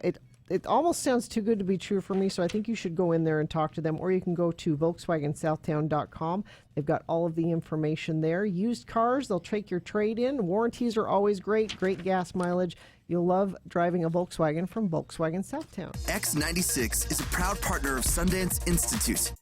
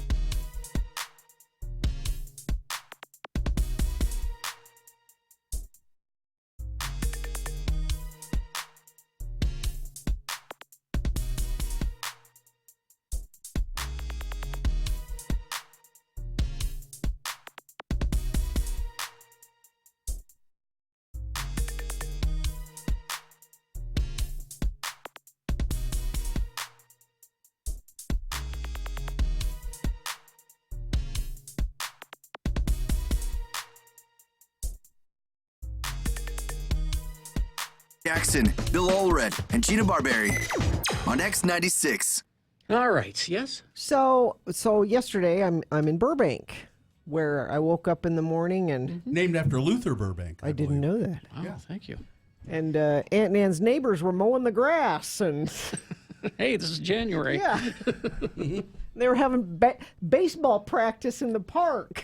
What was the temperature? It's just 72. It was lovely. Oh, nice. We Let's went move. We went shopping in Pasadena. Oh, well. Outside. That's where my haberdasher is. You're Oh. on Colorado Street, Yeah, right? yeah, Okay, yeah. You know, outside. Well, and I'm I quite said, familiar with that area, yes. I said, I see why people live here. Yes. It's wonderful. It was lovely. Well, it's, yeah. That's where my favorite movie theater is. Oh. Yeah.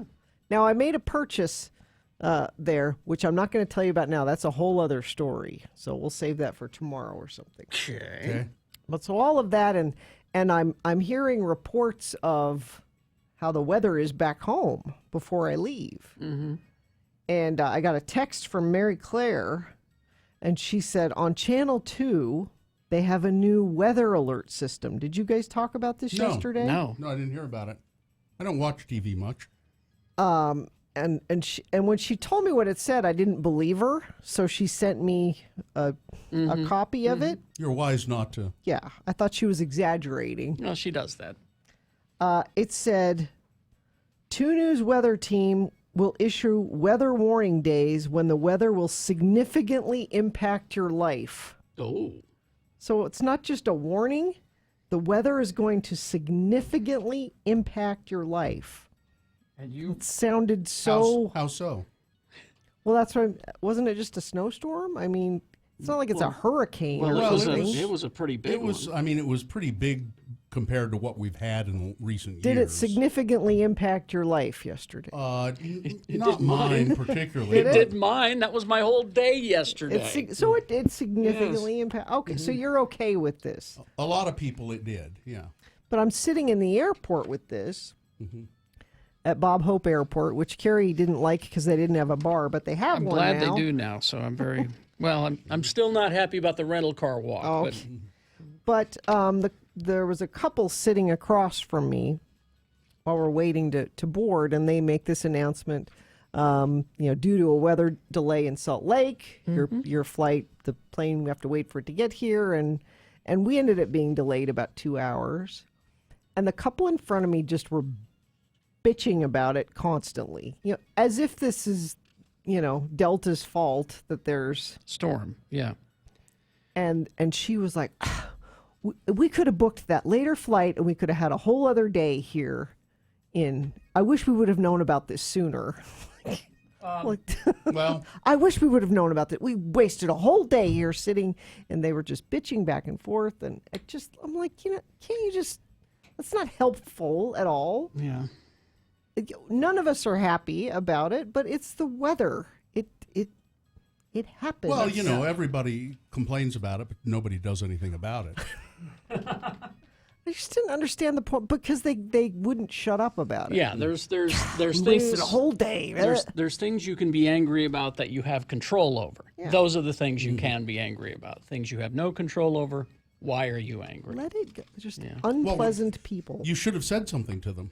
And by the way, I was wrong about Burbank. It was named after David Burbank. David. Who's that? He was a prominent dentist and sheep herder. Ah, okay. Oh, really? Yeah, sheep rancher. I mean, Clint Eastwood is very angry today because his movie The Mule was not nominated for any Academy Awards. Why should it have been? Who knows? He feels it should have been. Don't you know who I am? He directed, the Academy? he did all that. He starred in it and directed. But he should be very happy that 2 famous celebrities love his movie. Oh, well, that should. Who was it? Who loved it? Pete Davidson and John Mulaney. Comedian John Mulaney. They love The Mule. Really? And comedian Pete Davidson. Right. Now, sort of. If you've not seen the Mule, there's some spoilers here. I mean, most of us haven't. Most of us have not seen The Mule. But here, I want you to listen to this. All right. Here it is. They're talking about the mule. Okay. Now back to the mule. Seriously. Yeah. We went to see the mule on opening day. We didn't go in with like any expectations. And this movie was, I dare say, Yes, say it. the greatest. Weirdest. Most bananas movie ever made. About a 90-year-old drug mule. You remember when Clint Eastwood berated an empty chair at the Republican National Convention? It's like if that was a movie. So in The Mule, Clint stars as Earl, a wildly popular botanist. Flower man. Yeah. Who, after falling on hard times, is hired as a drug mule. At age 90. 90 by a Mexican drug cartel. Run by Andy Garcia. Who was rude to me at a Laker game once. I remember that. This is true. Yeah, and when we say he's a mule, he drives drugs across state lines. You know, I was hoping I would get to see Clint Eastwood, like, you know, shove a condom of drugs up his ass, you know, which is like what real drug mules do. And what Pete did on our way to Denver. Yes, because I forgot it was legal. I was just proud of you for using a condom for once. Yeah. Anyway, plowing through, as they say. Clint Eastwood drives hundreds of kilos of drugs across the United States. And that's not the weird part. The weird part is that he is 90 and he is driving. He is 90. When my grandma turned 90, we bribed the DMV to flunk her on her driving test, and they did it. Yeah. Why aren't you guys freaking out? He's old, okay? There's a scene where he's driving with, like, no hands. Oh, my God. And he's, like, unwrapping an ice cream sandwich. He's, like, singing jazz and stuff. It's insane. That's when we realized this was a superhero movie for old people. About a guy whose superpower is that he can drive unsupervised. Yeah. And he's, like, so good that the head of the drug cartel, played by Andy Garcia. Who was rude to me at a Laker game once. Yes, I remember that. It's true. He throws the mule a party for being their best driver ever. Fulfilling another elderly grandpa fantasy that a 90-year-old white man can do any job better than a Mexican, even when the job is Mexican drug trafficking. We also forgot to mention, 90-year-old Clint Eastwood has 2 threesomes in this movie. And he directed it. 2!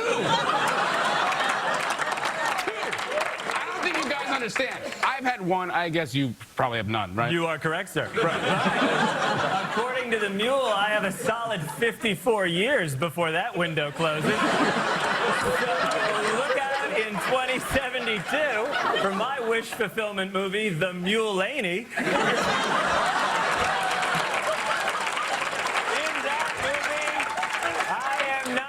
And I have 3 ways, and Andy Garcia will move his legs so I can get to my seat. There you go. I can't believe that. That Clint Eastwood has 2 threesomes in that movie. Well, maybe they're just trying to get you to. And he see the directed movie. it. I don't know. We need to talk to somebody who's seen the movie to see I how am not- accurate I this refuse is. to Google that information. I'm going to right now. Do it Don't right do now. it. No, don't. Well, let's do the promo, and then you can do it. And then maybe we can talk about it after the show. I don't know. We ready? Yeah. All right. On Wednesday's Radio from Hell show, we're reading your must-goes at 6:45 and 8:45. So far, we have some from friends of the program, Jigsaw and Shane. If you want us to read your list of things that must go, send them to radiofromhell@x96.com and put must go in the subject line. Then listen to Radio from Hell on Wednesday morning at X96. There you go. And? I haven't been able to. Oh, you haven't been able to look it up to see if that... Clint Eastwood. It's confirmed. My Really? girlfriend has seen the mule, and she said, "Yeah, all those things." Yeah, that there they- are 2 threesomes in it, and it's uncomfortable." She said. What? What? How did? What? He directed this movie. He directed this movie. I can't believe. Why?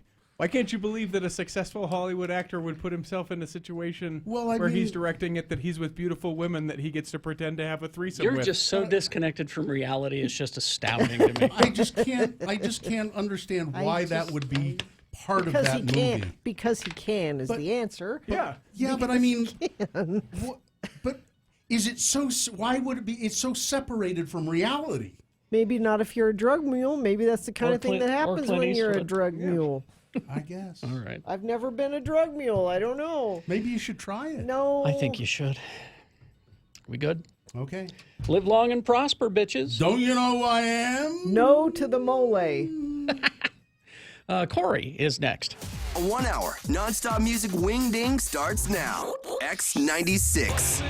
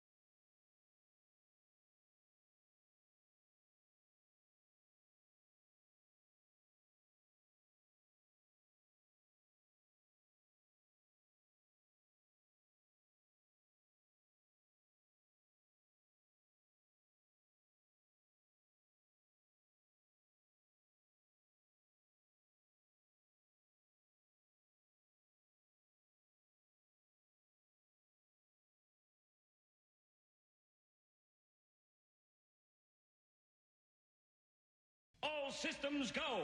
Prepare for countdown. 5, 4, 3, 2, 1. Blast off to adventure. It has come to my attention. Yes. That there have been Oreos in the building. Yes. That were not premiered on this show. That were gotten into by the producer's booth before we had a chance at them. Oh, look. Oh, Nabisco, you misspelled stuff. Oh, Nabisco, what a rookie mistake that is. There's only one F. Yeah, you need to. Now, here on this after show video recap thing, you guys are going to have a good time sampling those. I'm going to read about Clint Eastwood having a threesome.